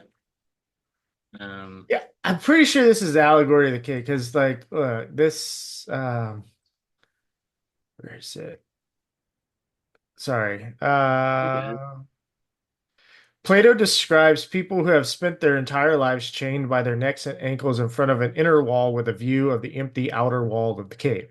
They observe the shadows projected onto the outer wall by objects carried behind the inner wall by people who are invisible to the chained prisoners and who walk along the inner wall with a fire behind them, creating the shadows on the inner wall in front of the prisoners. The sign bearers pronounce the names of the objects. Uh, what the fuck? the sounds of which are reflected near the shadows and are understood by the prisoners as if they were coming from the shadows themselves. Only the shadows and sounds of the prisoner's reality, which are not accurate representations of the real world. The shadows represent distorted and blurred copies of reality we can perceive through our senses, while the objects under the sun represent the true forms of the objects. And so then they like leave the cave and realize, oh shit, it's not what we thought it was. There's more out here. And then they go back and nobody is the same because they knowledge. Yeah. That was not a great short explanation. Yeah. Apparently not. Um, So, yeah. This honestly, I was like, whatever. Honestly, I was like, cool. It was a cool scene. I just didn't really care that much about the story. yeah. Kind of reminded me a little bit. Yours is probably the actual thing. It reminded me a little bit like the Boy Who Cried Wolf. Just like, don't go there. It's gonna be bad. And like, I mean, obviously, it's not the actual story of the Boy Who Cried Wolf. It just kind of reminded me of somewhat of the setup of it. Um, but yeah, it's kind of a story. I don't know. Most of these stories in these books, like the ones that Wit says, I'm just like, that's cool. I don't know. Like I get some of the parallels and stuff, but it's like whatever. Little um and then she sees that there's a shadow spectator and she runs after it basically. And then she it's like a sprint, shadow sprint, and she runs and sees that like it connected to the uh uh into the market that she went, and then she finds that the Rock has been stabbed in the hand by a black figure. And she's like, "Oh no, it's the thing that's doing the copycatting of violence." She's like, "All right, uh, let's go." Then the lady that she met, that she showed the ghost split thing, is like, "Hey, I want to join you," and she's like, Sean's like, "Nope, peace out." It's kind of Yeah, I mean that's it. yeah, The only thing I had to discuss about this chapter was the cave, the allegory cave. yeah. I mean, it was well written and stuff, but like, meh. I don't know. It was cool, but also kind of like meh. Yeah. Um, but yeah, I mean, I thought one other thing, it was interesting that Shalon started seeing like dozens of versions of herself as she turned into Radiant and went into that room. So, and we'll see later, it's almost like this was an anti-Light Weaver. Yeah. I'll Um, be I'll be honest, this like unmade storyline side quest with Shallan's not my favorite. Like it's kind of cool. I don't know. It's kind of like, it's like, whatever. yeah, I want to see where it goes. Yeah. Like if it just runs away at the end, I could take or leave it. If Yeah, it's like I've got theories though, and we'll get hopefully, to yeah. it in one of the in chapters. It bonded itself to Shallan. Oh, I guess we'll. Yeah. Um, all right, we get to 26 Blackthorn Unleashed. 29 years ago is the flashback. So, 2 years after he decided to marry Evie. yep. Uh, he's preparing for battle. He's getting armored up. 'Cause he's got shard plate now. He's got the blade. He's a full shard bearer. Right? Yes. Yes. Um, he's got a prayer from his betrothed, so not quite married yet, right? Yeah, Right. I don't think they're married Yeah. yet. Um, she she's like, be a man, not a beast at Dalinar, and he's like, whatever, I'll be what I want. Um, uh, yeah, It's this is funny. It's funny. She's burning the glyph ward to the one. yeah, Um, but at the same time, Navani comes and gives him a glyph ward for like a Vorin glyph ward. yeah, And instead of burning that, he just like sticks in his pocket. He's like, I'll keep this as a memento from Navani. yeah. Showing once again how much he cares about Navani more than his betrothed. Um, this is going to basically be the decisive battle that will unite Alucard, not Aleth. Alethkar. Yeah, Alethkar. Um, Unite Elokar. He's been taken yes, apart. yes. Sabario, of course, has not shown up yet because he wants to see the outcome of the battle to put Determine his which side. determine which side he wants to go on, which is very Sabario. Um, oh yeah, we see a bunch of Rashadium. He's like, those are cool. I want them. But I want one, but there's no point in trying to track them down because they only bond with people that they like. Like there's really no point.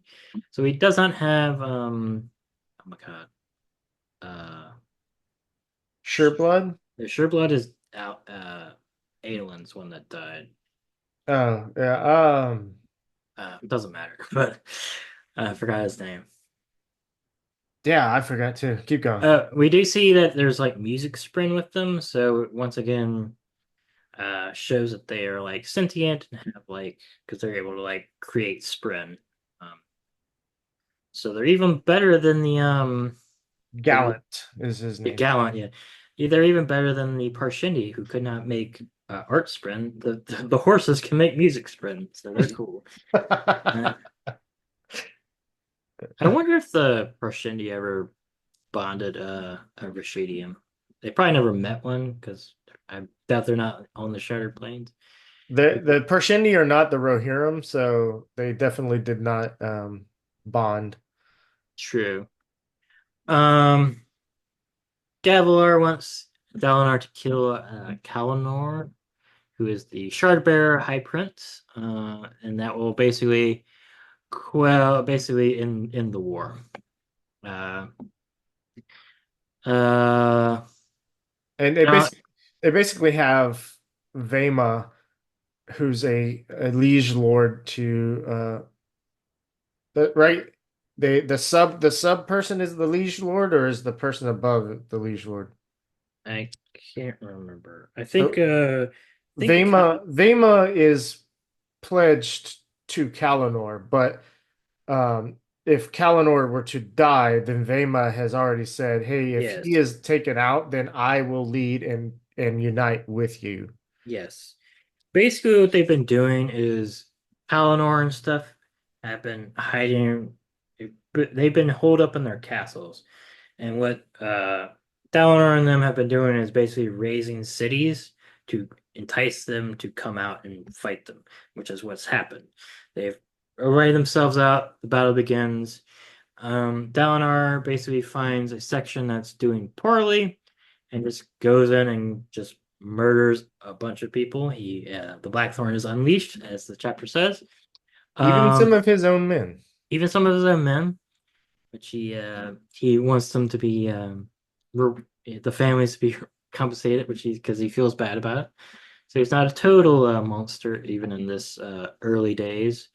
Um, he finds Kalinor. He's on a Rashadium. He gets off his horse because he doesn't want a sharp blade to just murk it. So You mean he got off his high horse? got off his high horse. Um, they fight. It's a really cool fight. Eventually, like they get up on a ledge, right, and they're like fighting. He seems pretty very skilled. Um, he kind of Dalinar eventually wins and kind of just kills him. He's like, Uh, Scar, yeah, brother, help me. yeah. Uh, he feels dissatisfied about killing him. Um, he almost goes and murks Gavilar because he's so in the thrill and just like feeling himself. He stops, and this is where he gives uh, up the shards that he just won to uh, Gavilar's newborn son. Go put it on him right now and have him be super strong. Yep, and then he's like, "I will never be king because I am crazy and I almost killed my brother for Dumb shit. dumb shit.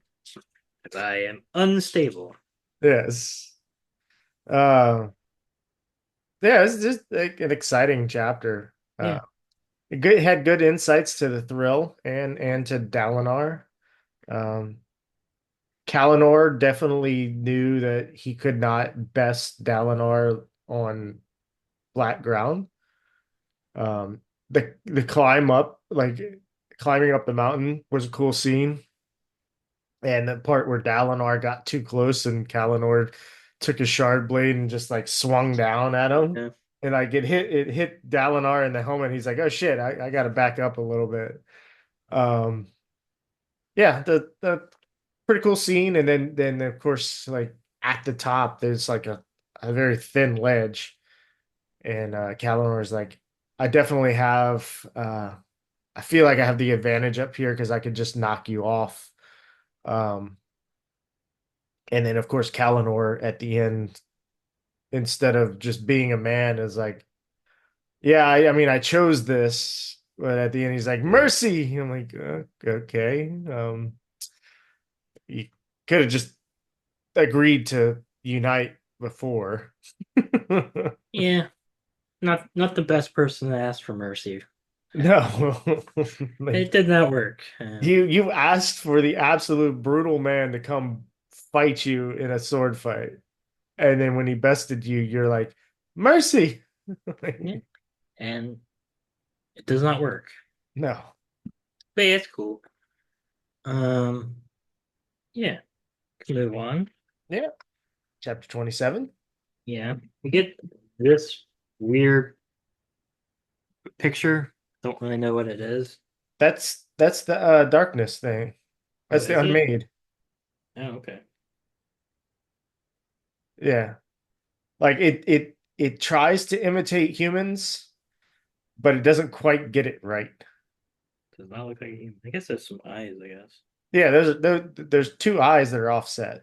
it kind of looked like a tree with like stumps. It's kind It of what it does, looks like. but that's it shoving itself into a hole. Oh, that makes sense. I was just like, Yeah. oh, this is really cool looking. All right, bye. All right, we can get chapter 27. Plain Pretend with Shalon Davar. Maybe one day I'll be saying Shalon Kovin, but not today. Not today. All right, she is in a meeting with Downer and the High Princes. She's not really paying attention. She's kind of sketching stuff. It's like she's sitting up somewhere above everybody, just like legs dangling down, drawing. Yeah, she's like, whatever. I kind of have to be here because I'm important, but also I don't really have that much political power, so I'm just gonna chill. Um, yeah, she's drawing the picture I just we showed y'all. Um, she shows it to Pattern. He doesn't really know what it is, but it seems to be from Odium, and we know that it's one of the unmade. Later, she's she's drawing the victims and stuff. She's putting things together as copying of acts of violence. Um, she gets a little words with Lata. Um, She speaks Vaden with her, and like whenever she starts speaking that, she's like, "What? yeah, I haven't heard my home language in a while." yeah. We learn that her sprint is named Spark. And that she's not really with Taravangian, but that the Spren told her to like go with them to get to Irathiru, which whether or not that's true, I guess we'll find out. Um,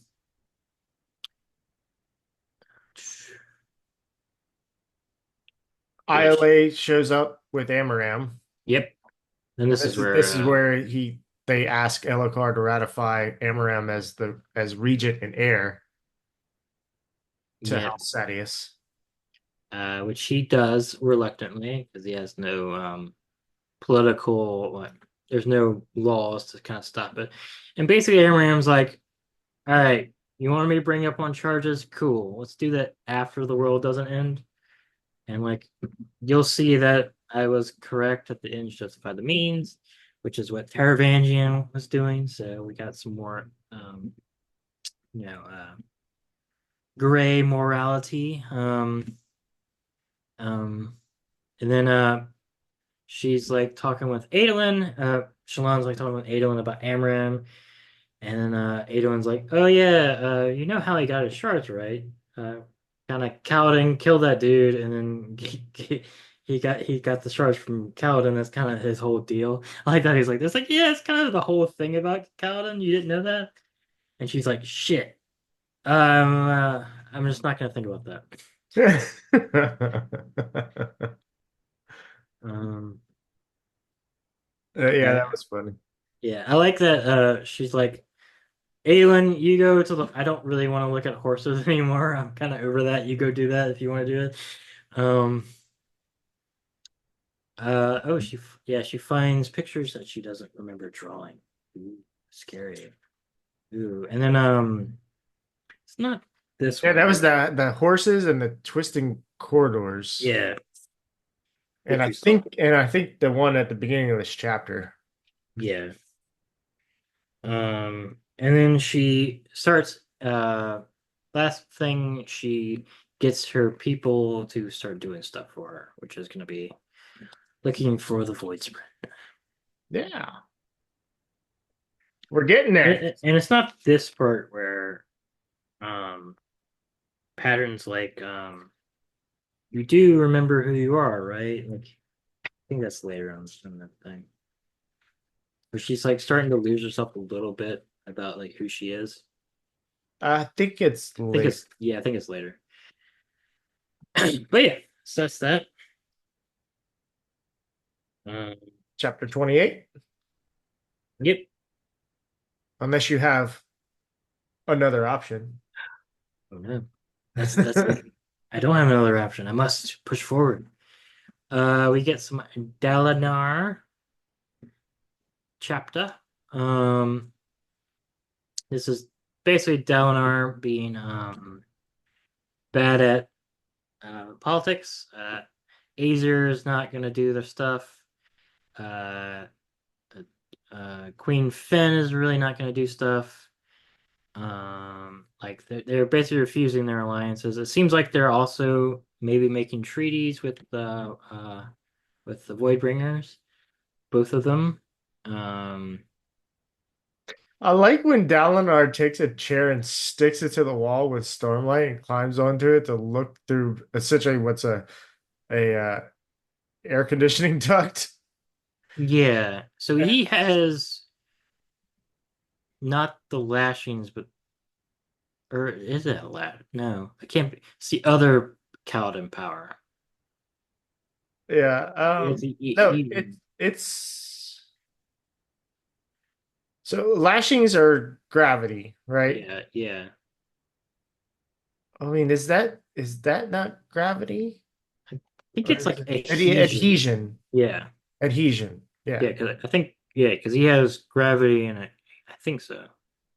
Yeah. Kaladin has gravity and adhesion. So the Dalinar bondsmith has has adhesion and something, and yeah. like making other surges better or something. Yeah. Whatever he did with Shalon to make the map. Yeah. Something like that. Yeah, And they do it again. yeah, But um, the high storms are back, so they have yeah. They have almost an unlimited supply of Stormlight now. yeah. That's what how she was doing the play earlier in the book. Uh, yeah. Um. Who Oh. is Lynn again? Like I remember last episode you said Lynn got a name. Like I remember I think She's the like female scout that always shows up and tells people stuff. okay. Like I think she's been in some of the other books. Like, but it's always been like the female scout and the female scout ran and told blah blah blah. And like this book, she's got been given a name. So Gotcha. I assume she's gonna be somewhat important. It's kind of like May Aladar. She keeps showing her name keeps showing up. So I assume What if May is a will shaper? What if she's a I night? could be yeah, I could see that. actually. Be cool. I don't know. Her name keeps showing up. Yeah, Um, she may. she may, or ILI as a I like. Yeah, that would be interesting. yeah, because then she would have like political power in the thing, and then it'd be all weird. That'd be juicy. I don't think ILA has enough oaths though. No, but Like we I don't don't know think what. she has the ability to keep an oath. But we don't. I mean, Will Caller seems pretty uh dubious, so maybe we don't Yeah. even know because you know that they only need the first one, and everybody else's O's are different. So I don't know. Maybe, but maybe May Aldar or Lynn. Yeah. I don't know. Yeah, Lynn's weird. I don't. I assume she's gonna be somewhat important, or maybe just get killed off or something. Maybe they need named characters to kill them off when like Earther gets attacked or whatever. Oh no, these named people got killed. Yeah, it's just like like maps. It's like oh, maps died. Oh, okay. Oh, That was a little sad, but who's that guy? um, Auber? yeah. Who is the guy? Drab? No. He got killed by Seth in the hallway, the first attack. Yeah. I don't know. We'll call him Bart. Bart. Good old Bart. No. One of Lupin's cousins. Yeah. Lipin's cousins. Uh, big thing they find Oathbringer. So they found the book, but actually, no, not the book. They found maybe the book is somebody reawakens Oathbringer's sword and it turns into a book because Spring can turn into anything. So you have like Yeah. a. Dalinar can't hold a sword, but he can hold a book. I wonder if The pen pattern. is mightier than the sword. I wonder if pattern could turn into a sketchbook and Shalon could sketch on pattern. She's like, I don't have paper pattern. Turn the paper. All right, cool. I don't have a pen. Give me a pen. Yeah. Oh, Um, so the shard blade could be a pen, and the shard blade plate could be a book. could be. Huh? All right. If that happens, we called it. If that happens, that's crazy. Um, yeah, he asked the Stormfather if the dead spring can be healed, and he's like, I don't know, because the people that had oaths to it, are dead. But I'm calling it now. Adolin's gonna revive his sword. It just seems like that's what they're heading up to. Um, Pretty cool. Um, he basically goes to Islay and returns Oathbringer because it's her property. Uh,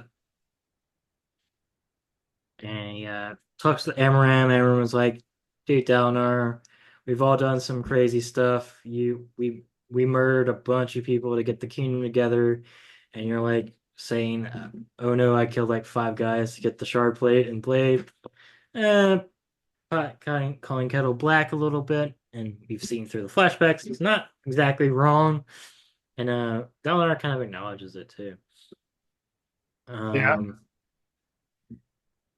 then he talks with Taravangian, and like, he realizes that once again, like Taravangian's more than what he seems as a. He's not an idiot.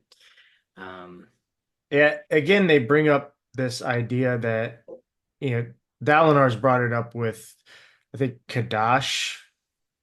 Um, I think that's the ardent he keeps talking to. yeah, Whereas like the Almighty um is not God, but is a being of God. So like a part of God, which we know in the Cosmere is like, yeah, okay, that honor is not God, but is part of God. an aspect of God. Yeah. Yeah, As is odium in cultivation. And then I if we wonder what. Gadril, we got ruin and preservation. I wonder what the god hated enough to have made a shard of hatred? Okay, maybe we'll find out one day.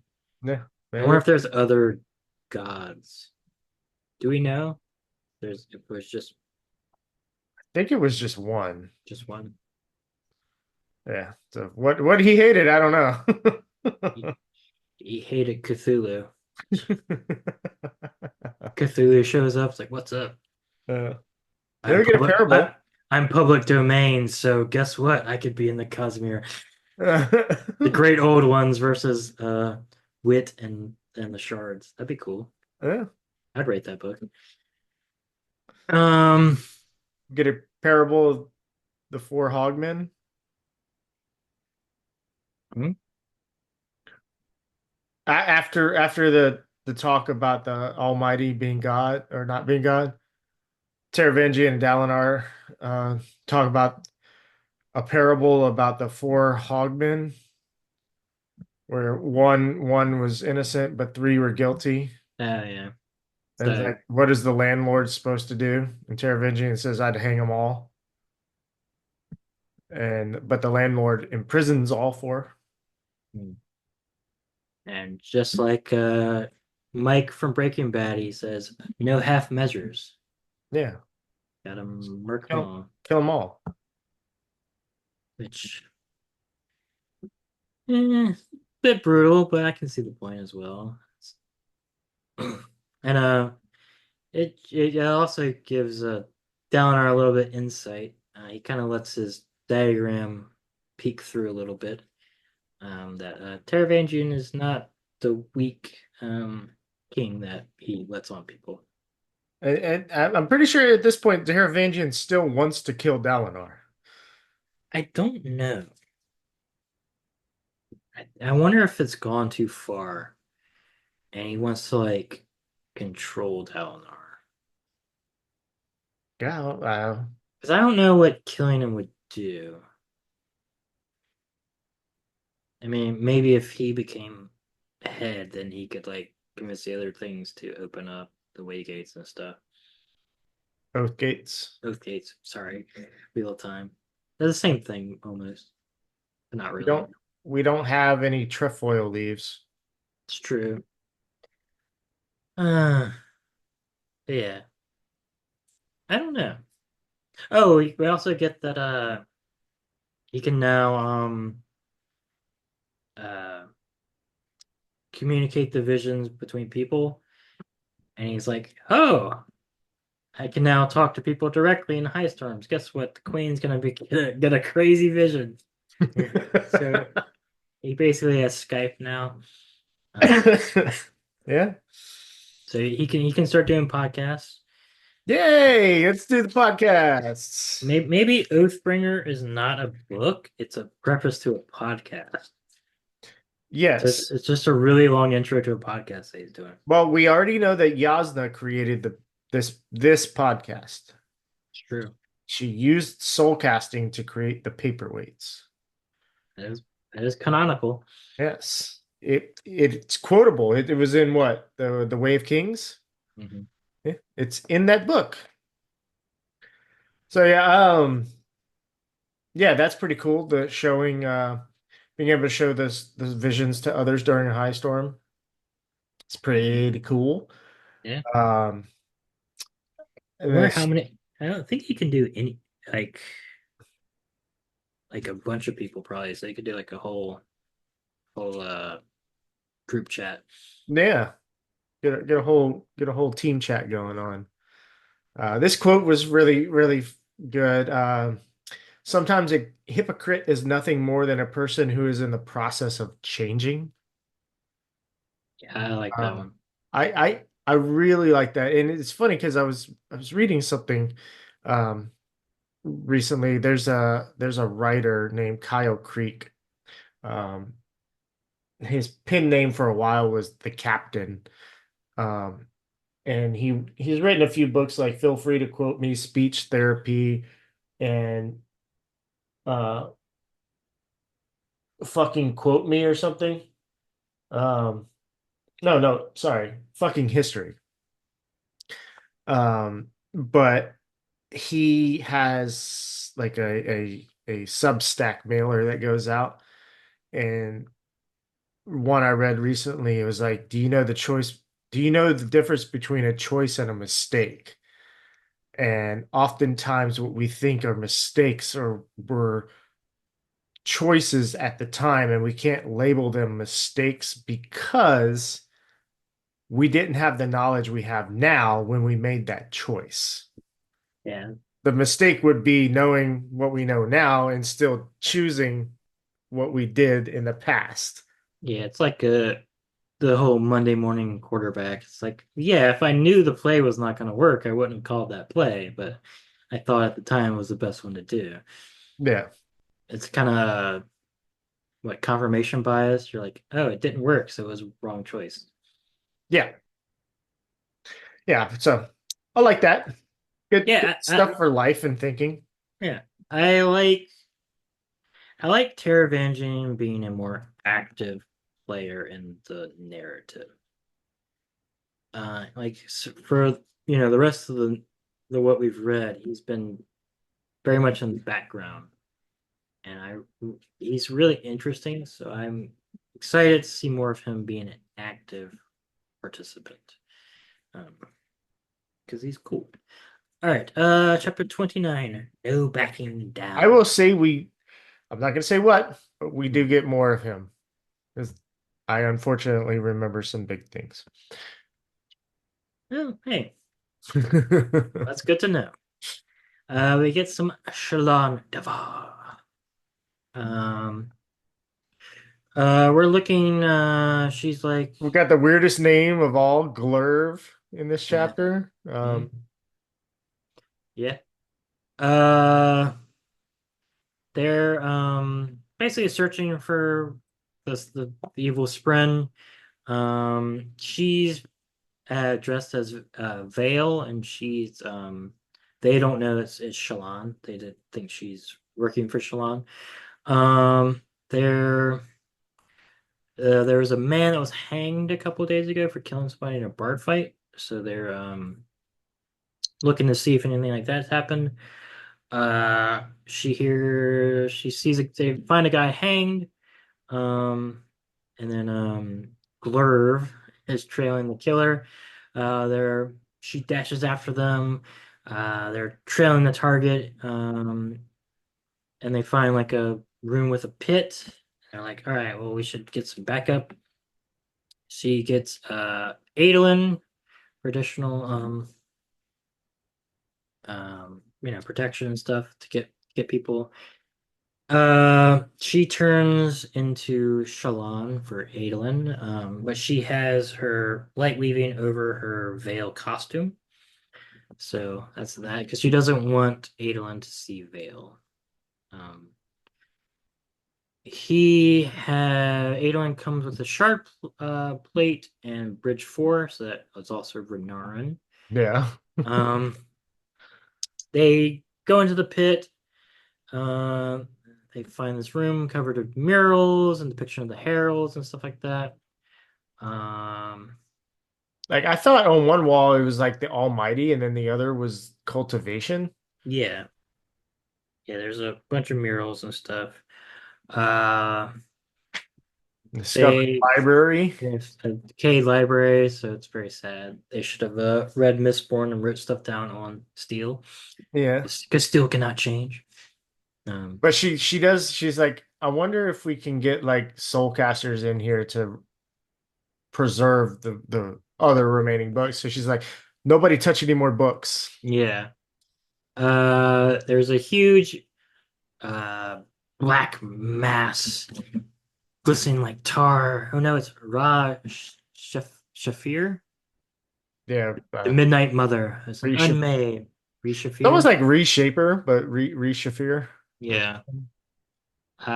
It's unmade and attacks by basically creating like goo monsters, kind of like what we fought. I did not take this as inspiration. It's kind of what we fought in last week's D&D. Yeah. Like, What you had us fight. yeah, yeah. Yeah. It Where I had also like, reminded me of like the shadow fight from Zelda, like Yeah, the Ocarina of Time. yeah. They're fighting everything. They're retreating. Oh no.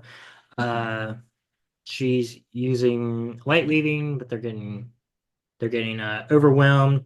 Then she touches it with her safe hand. Yeah, this this interaction is interesting because Shallan starts to realize that the unmade, she starts to understand it, and Yes, that it somehow. doesn't know how to imitate humans well. Like it can imitate them for a short period of time, but then it starts to lose its thing. Um, and it's almost an anti light weaver, right? And then Shallan starts to light weave like humans of her own. And it's just like she's almost losing control of her power. Yeah, She's just creating like people she's seen, high princes, wives, the market goers. It's almost like a, hey, I have all these people with me, and it forces the unmade back and into retreat. Um, and that allows Bridge 4 and Adolin also to fight back the illusions. Uh, but yeah, that the ending where she just puts her hand and touch like her uncovered safe hand, she touches um the black mass is interesting. yeah. Um, It was cool.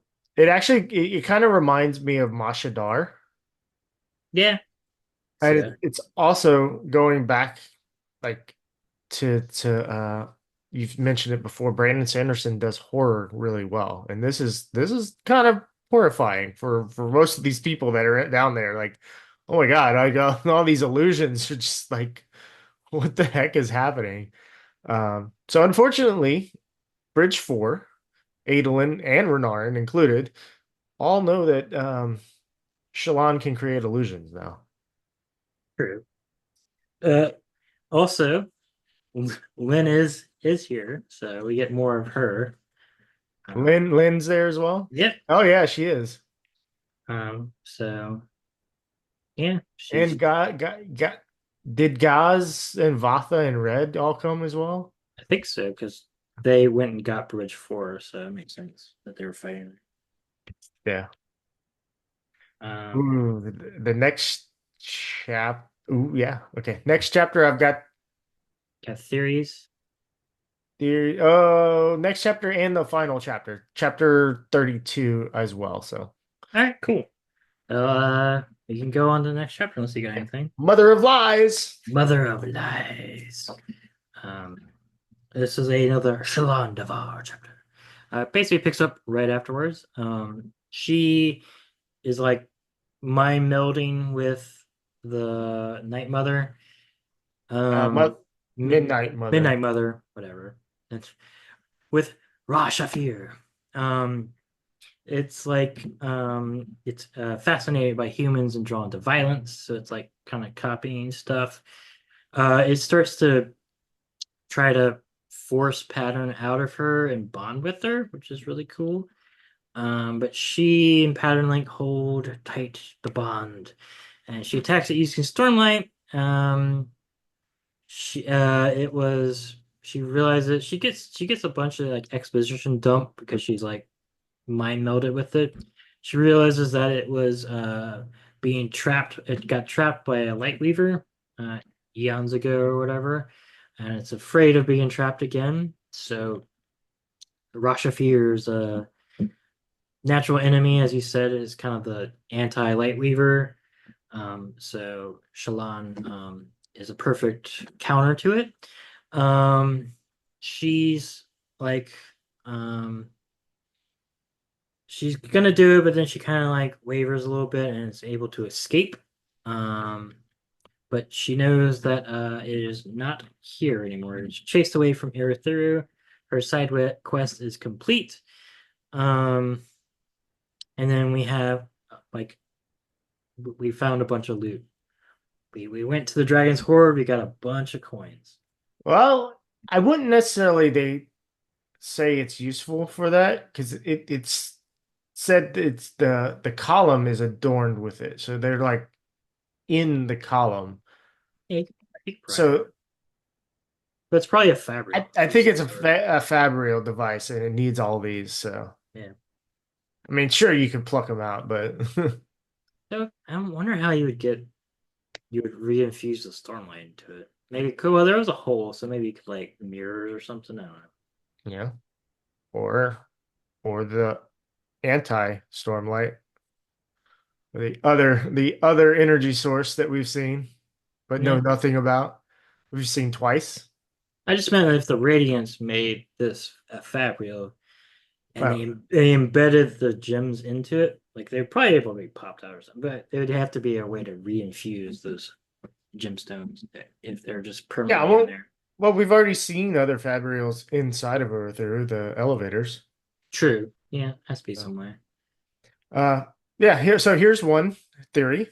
Okay. Um, I think Rashafir is a spren of smoke form, and that smoke form is a Prashindi version of a Lightweaver.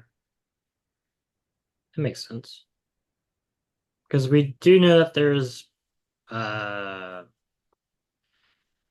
there's what 10 unmade or whatever, and there's 10 There's 10 unmade and there's orders. 10 heralds. Yeah, and we do know that there's basically windrunners, partially windrunners, later in the book. So it makes sense that they have like negative versions of all different radiants. Yeah, I don't know what the lightning, unless that's not a what that would be the opposite of. Maybe that's the will color. They can shoot lightning too, yeah, I don't know. or that's not Well, a Will Shaper and Elt's Caller. Words yeah. are hard, but yeah. I know like one part of the orders.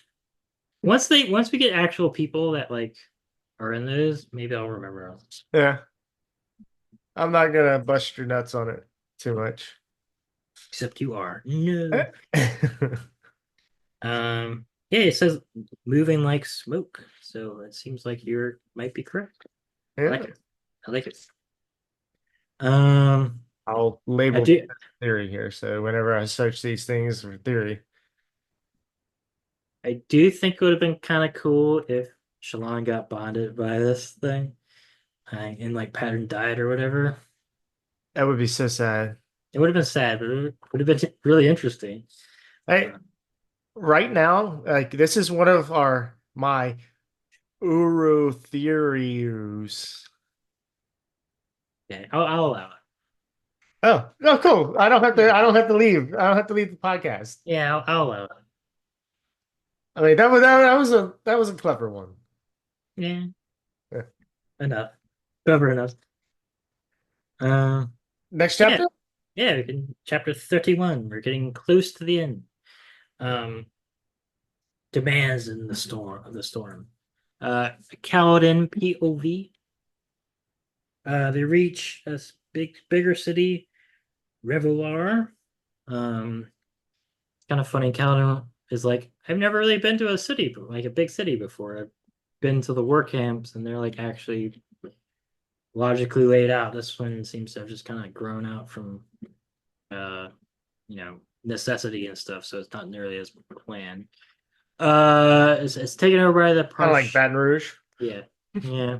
In most cities, you want a grid system, but most of them are not like that. There's thousands of Parshmen, so this is where 40 or 50,000. yeah, this is where the Sprint have been sending all the Parshmen. Uh, uh, yeah, they're like, oh, we have a city of our own now. We're cool. We do know that the humans are kind of kept in prison pens and stuff. So it has been a violent takeover of the city. Um, we get more kind of void Parshendi. They're like talking to them. We get they're called the fused. So that's what kind of I guess void Parshendi or Parshendi that have Sprint of the Unmade, if we're gonna go with that. Um they are. They have the red eyes. Kaladin's like, all right, time to go. Peace out. I found the real enemy. Bye. Uh, flies away. We do get a name of one of the yellow spren, Yeah, Yixley. yeah, Um, but yeah, then Kaladin sucks in the stormlight, grabs the pouch of spheres from Ken's belt, yeah. And and he's it like, flies off. he's like, sorry for deceiving you and stuff. Take care of your people. Peace out.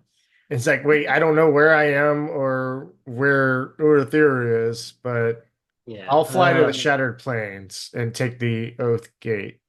Yeah. So he flies up. There's like basically Windrunner, Parshendi are stalking him after him. He sees that there's a high storm is coming, and he's like, "Oh shit! The patterns are off because of the Everstorm and stuff. It's gonna be bad." He like flies down. He's trying to get the humans because they're like in basically an open air prison right now. He's like, "Oh, I don't need to go, or y'all get just all dead." So he starts bringing them into the shelter. He gets some of the non-fused to like help him bring them in. Uh, and then he gets attacked again. He ends up flying away and bringing them into the high storm. And like they're not as good as him, so they're getting kind of like buffeted about the high storm and kind of like loses them. Um, and then basically he tells the Stormfather like you need to stop. The people are gonna die, and Stormfather's like I'm a storm. I can't really stop. Sorry. Um, like, Stupid excuse. yeah, I like Still's like, I think you just asked a fire to not be hot. It kind of doesn't work that way. He's like, oh yeah. I do like the point where like his spheres are constantly getting recharged in the high storm, so he's getting messed up by it, but he's like auto healing, which is cool. And then basically the Stormfather is like, I feel bad about killing a bunch of humans and stuff. Uh, sorry, here's where Urithiru is. So he starts going to Urithiru. Yeah. Um, yeah, it's kind of fun. Yeah. Sill's hilarious. Like as she keeps getting more intelligent, she says her explanation of what she is so verbose. So I'm less a force of nature and more one of the raw powers of creation transformed by collective human imagination into a personification of one of their ideals. Which Uh, is what she is. okay. Yeah, there you go. Good luck getting anybody to understand that. Um, but yeah, Kaladin notices the blackish violet dark stormlight glowing Hmm. from the red-eyed Parshendi. So um, it does not look like they use stormlight. Yeah. And then we do get this is the chapter where we get Kaladin and his like oaths. It's basically like perception of honor and kind of relative morality, and it's also about his oaths. So it's kind of what they feel is honorable, and if you so it's not there's not like a universal honor. It's kind of like what they both the Sprint and the human perceive as honor, and if they've made oaths to people. And it seems that like Syl and Kaladin aren't necessarily aligning at the moment Yeah, about Parshendi and the morality of saving the Parshendi. Which kind of makes sense if Syl is an honor spren, and Odium has killed Honor, her father, or essentially, or yeah, her grandfather, maybe. I don't know. The Stormfather is just an aspect of Honor, so not necessarily Honor, but yeah, um, we'll say she's a daughter of Honor, so Odium has killed her father. Um, I don't imagine she would find it honorable to protect those that killed. Um, protect those that are of the person that killed her father. So Yeah, and it's the whole thing of like we we know that the fused are of odium, and it's like how many are gonna if they're all gonna become fused, or if like it's just like a shock troop of if it's like more like the if it's like the radiance, right? Where only like now let's say like 5% of humans are radiance, and if only 5% of the fused are of odium or the Parshendi are fused, then like then you can like maybe take out the odium leadership, but keep the Parshendi as a people and stuff like that. So it's gonna be interesting to see what happens yeah, because they can't all be fused, or else we're totally screwed. right. It's just If, like if there's if 50 every fifty human thousand, was if every human was a radiant, yeah, then the because Parshendi would have already been screwed. yeah, because there's 50,000 of them just here. If there's 50,000 like windrunners, everyone's dead. Yeah. GG, game over. All right, this was a short book. I don't know what else he's writing in these chapters. I guess it's just ODM gloating for 1,000 pages. And then we got two more books. Yeah. Yeah. All right, All right. chapter 32. So we can get on to my big theory. All right. It is called Company. It's a Shallan chapter. She's recuperating from the Midnight Mother encounter. She's like chilly, so Oh, it's hey, hmm? the last chapter with Shallan is titled Mother of Lies, the previous one. Yeah. You think that refers to the Midnight Mother, or does that refer to Shallan? Uh, I think Shallan. I think the Midnight Mother, just because it's an unmade and it's like bigger. I think of Wheel Time with Father Lies being the devil, basically.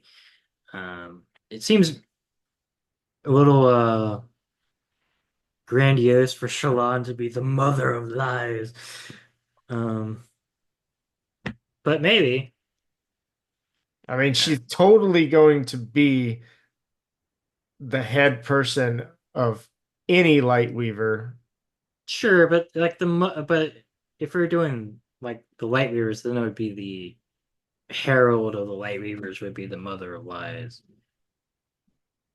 It just seems a little too grandiose for her, especially since we're fighting the personification of the devil that like can like make shadow clones. Seems like it's probably that, but it could be her. I don't know. What? I just wanted to ask. Yeah, I mean, I'm all for Shallan being the mother of lies. Sounds cool.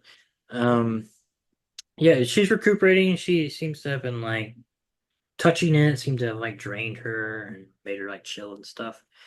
Uh, yes, Rishafir seems to be almost human and wants to understand her and mimic the behavior. So she like kills the mimic. That's why she copycats the that she has like a thing of like maybe it was once a human, which is kind of crazy.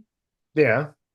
Uh, that could be cool. I don't know if that's right. We'll get to your theory.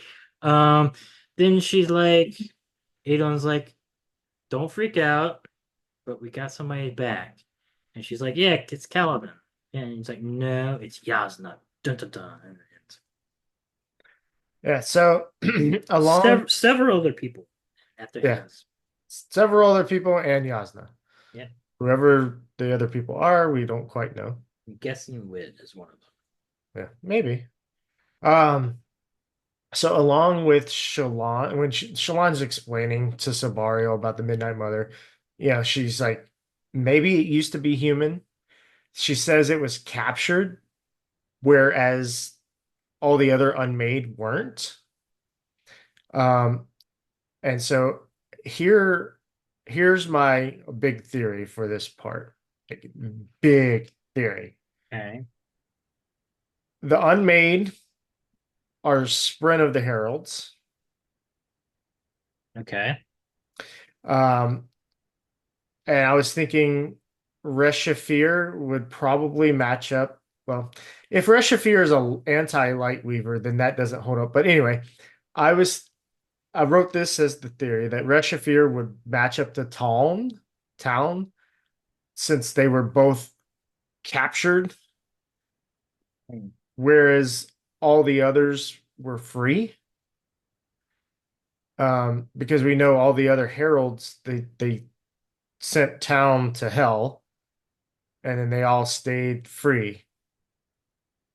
Um, it's symmetrical. Like Yeah. if we're thinking like if she thinks that only one of the unmade was captured while all the others were just free, that sounds like the heralds and what they did when they betrayed the oaths, and you know Yeah. Maybe. that's that's my big theory there. I could see it. It's not unplausible. No.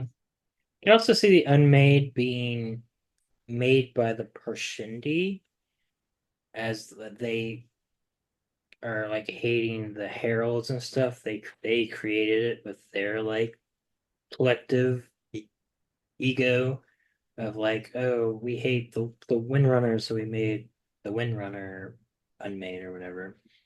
Yeah, essentially these are almost two separate theories. Like one, the unmade could be the spren of the heralds. And when they forsought their oaths or whatever, that's when they divided and became Parshendi versus humans, whatever. Um, Yeah, but they could be Spren, but if they're not, they could just be the antithesis to the heralds. And I've mentioned that before. yeah, Um, and so the new theory is that they the unmade, there was a pattern of them dying and coming back as well. And so they wanted to stop it as well. And so they did the same thing that the heralds did. yeah. See, you could see that maybe. So All right. Uh, then we have a bunch of interludes that mostly don't matter. Uh, we have interlude one, Cooley, keeper of a lighthouse. Excited there's a new storm. Apparently, the Swanchan are from the Origin and they're gonna come. Or there's like a people from the Origin that are gonna come. I don't know. Maybe that would be a true kind uh, of so Pooley, right, is he beta? Is he a Cartwright? could be. uh it is funny. He's pulling his cart through town collecting wood and just being super excited for this new storm and the coming of the people from the origin, whereas everybody is just like devastated. And he's like, "Yeah, this is tragic, but it's so exciting." Yeah. It really did remind me of the Swanchan. Hey, you're gonna be the watchers at Tommen's Head to watch for the people coming from the the, the origin. So we'll see if the monies and stuff come. I don't know. I just Yeah, I didn't even think of that. it's really fun. I don't know. I was just reading. I'm like, all right, what the hell? Oh, maybe there's like another continent full of people that are gonna come. We'll see, I guess. I don't know. Other than that, it's kind of like nothing. Yeah. And it's like 2 pages. All Yep. right, Next one, we got Emily two, Alista. Alista. Yeah. Alista. She's like an ardent in the Hornier Peaks, this monastery, the Joskai monastery. Uh, Apparently it's like the best place to be assigned to, and it's the head of the The Votary of the Mind. yeah, the votary of the mine. She likes to read smut, which is funny, romance novels. Um, This It's absolutely hilarious. Like this interlude is hilarious to me because almost all the females that like I wouldn't say almost all, but there's an abundance of females on my Facebook friends list and my Instagram that are all into reading these days, and it's all of this dark fantasy romance smut stuff. Like any book that goes the blank of blank and blank. Um, Hey, and I was like, read this is some the embodiment of that. Sarah J. Maas. There you go. She's they're doing the Dawn chant, translating the Dawn chant. You get some interesting stuff where like the Dawn chant was a written language but not a spoken language, and that's why it kind of like devolved as people forgot how to read, but were trying to phonetically write stuff in Dawn chant, which didn't work. Um, so it's kind of cool. I like how she's like, yeah, the Navani stuff is really amazing. Obviously, the visions are utter nonsense, so I don't really know why she's lying about that. Um, and Yeah, Navani gave them the cipher, yeah. the cipher for Don Chant. So they've just been deciphering all of these old books that were written in Don Chant. So Yeah. Um, it's got big implications for the world. yeah. It's a silly chapter, but it has these big implications. And when my first read of this, I didn't even remember this chapter. So it's just like, okay. Yeah. Like, I don't know. I kind of wish the interludes were a little bit more focused. Um, like, because the ones that are focused are really cool. Like or even that like do stuff. It's like you do get like world building type stuff. I think it could be more put into the narrative itself. It reminds me of it it being this way as interludes is a whole lot better way to handle it, but it reminds me of Crossroads of Twilight, where you have mostly second tier and third tier characters that are carrying that book that are experiencing the effects of the climax of the previous book. Yeah, but then you also have random stuff that never gets brought up, like the girl who was flashing the eyes of the statues or whatever. Yeah. Yeah. Uh, it's just weird. I don't know. The interludes are cool, but a lot of times they're like kind of pointless to the actual story. Because like we still don't know what the hell Axes the Collector is all about. Like he hasn't shown up again. He showed up twice, and he's like not there anymore. Like if we were getting, like maybe we'll get more like Risen and stuff. But like if we're getting like an interlude with Axie every interlude thing and like some other stuff, and but like the last one, this one is actually one that's important. You usually get like two that are kind of nonsense, and then like one that's important. Uh, I don't know. It's just not my I mean, favorite. Alista is important, but it's a silly story. Like it's a silly It's character that's giving you this it's not, revealing important information. but like Nirvana could have discovered that, right? And it Right. wouldn't have changed. I think this is Brandon just having fun of Yeah, like, it's like little short stories, which is fine, but like when you have book this big, like I don't think they're exactly necessary yeah, if they're a little fun. it's and I can kind of see it as Brandon being able to explore a certain idea or certain character or certain setting that won't necessarily carry a full book, but he wants to write that little short story, that Yeah, little thing. And so it allows him to do that and insert it into a bigger body of work. true. I mean, I get what he's doing. Yes, you're correct. But I personally I prefer the ones that are tied to characters we don't get usually get POVs from, like the Taravangian one. Like if we had a Marays one, we get Vinley next, which I love that. Like so, like if we had people like the Lift ones are cool because we know Lift is going to be a main character.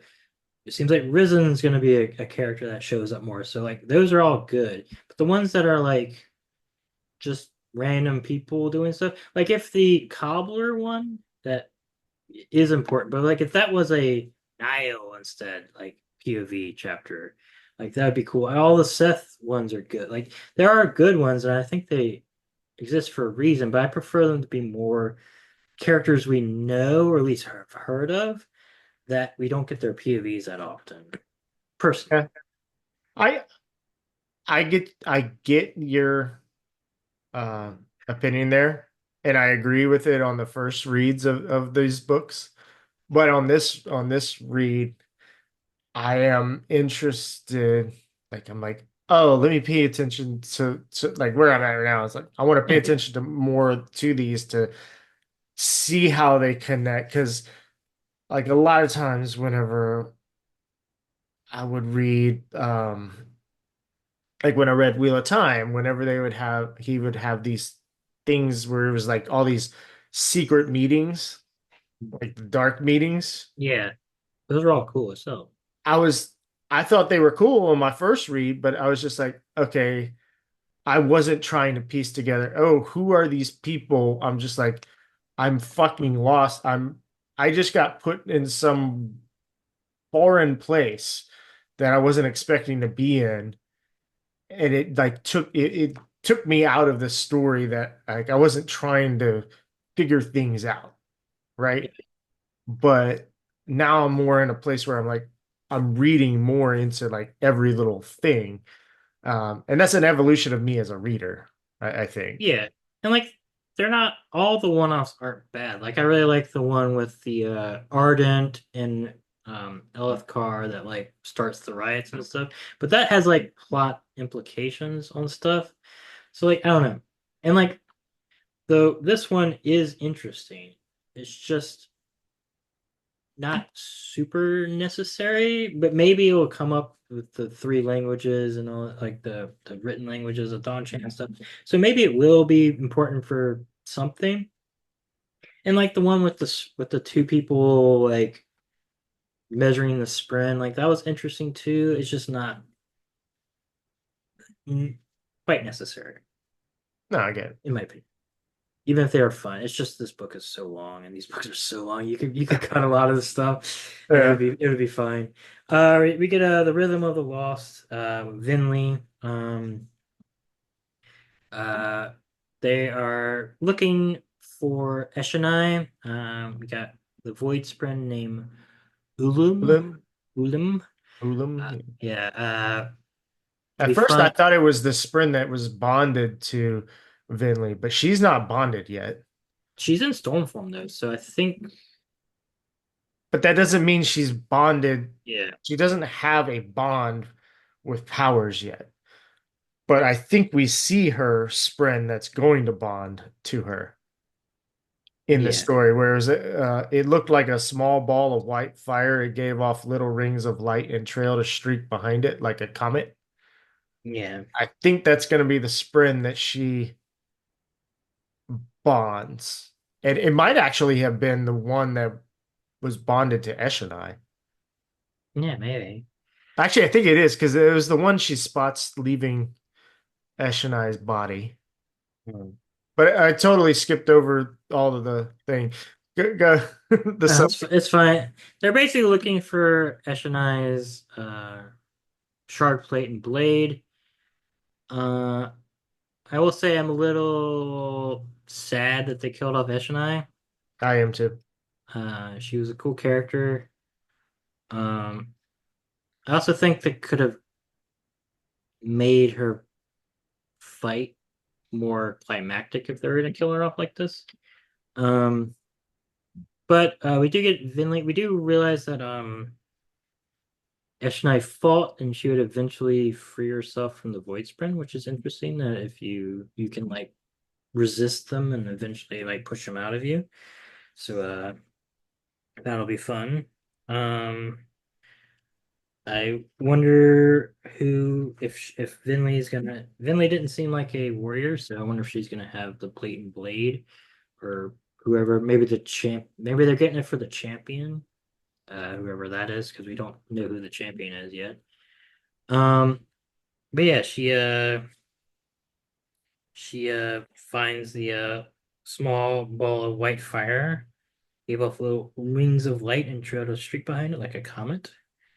And she says, "What are you, Shu?" So we have a weird spren. Seems to be following them. We don't know if it's a void spren or if it's like the other yellow spren that are. I don't think those are void spren, so we need to figure out what those are. Yeah, this interlude is great because so I remember at the especially at the first read through I had of Words of Radiance, I was like, my opinion of Vinley was that she knew what she was getting into, and she betrayed Eshonai. Like she's like, I know this is gonna change Eshonai. I know it's gonna change everybody. But I need this to happen. And so like Eshonai was caught off guard. Like I felt like Eshonai was caught off guard and betrayed by Vinley. And then this interlude comes along Kind of and was. huh? But she kind of was. Yeah. But this interlude comes along a little bit more. Um, and you realize that, yeah, Vinley was jealous a lot of Eshonai being thought of as the better sister. Mhm. But she's loved Eshonai, like, and she's sad that Eshonai is dead.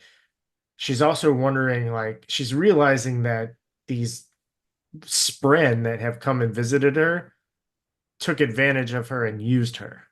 Yeah. And she's like, well, fuck, I'm that. Why am I not the one leading? Why are these little things leading us? So it looks like, you see Vinley going, okay, maybe there's more to Vinley than just what I originally thought, which is the case for most people going into this series. It's like Yeah. it's no longer white and black. There's gray. Like, do we really care about this character now? Yeah. Maybe so. And we do know that this void sprint is a sprint of redemption. So Which one? Ulam? Ugum. Our leaders, said, know exactly what they're doing. Then I obey. But I am the one who escaped the sprint of redemption. I don't have to listen to you. So the Void Sprint are interesting. We're getting more about them and what they actually are. Do we actually get the color of this one? Formed of lightning into human shape with odd eyes. Um, yeah, I don't know if this one's actually a red sprint. Yeah, I don't know.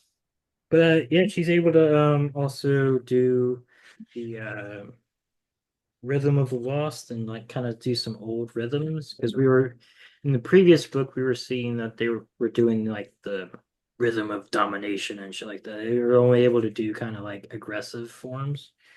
Um, so I wonder if that kind of initial like summoning the Everstorm kind of dampened the spread inside them and made them a little bit more empathetic and stuff.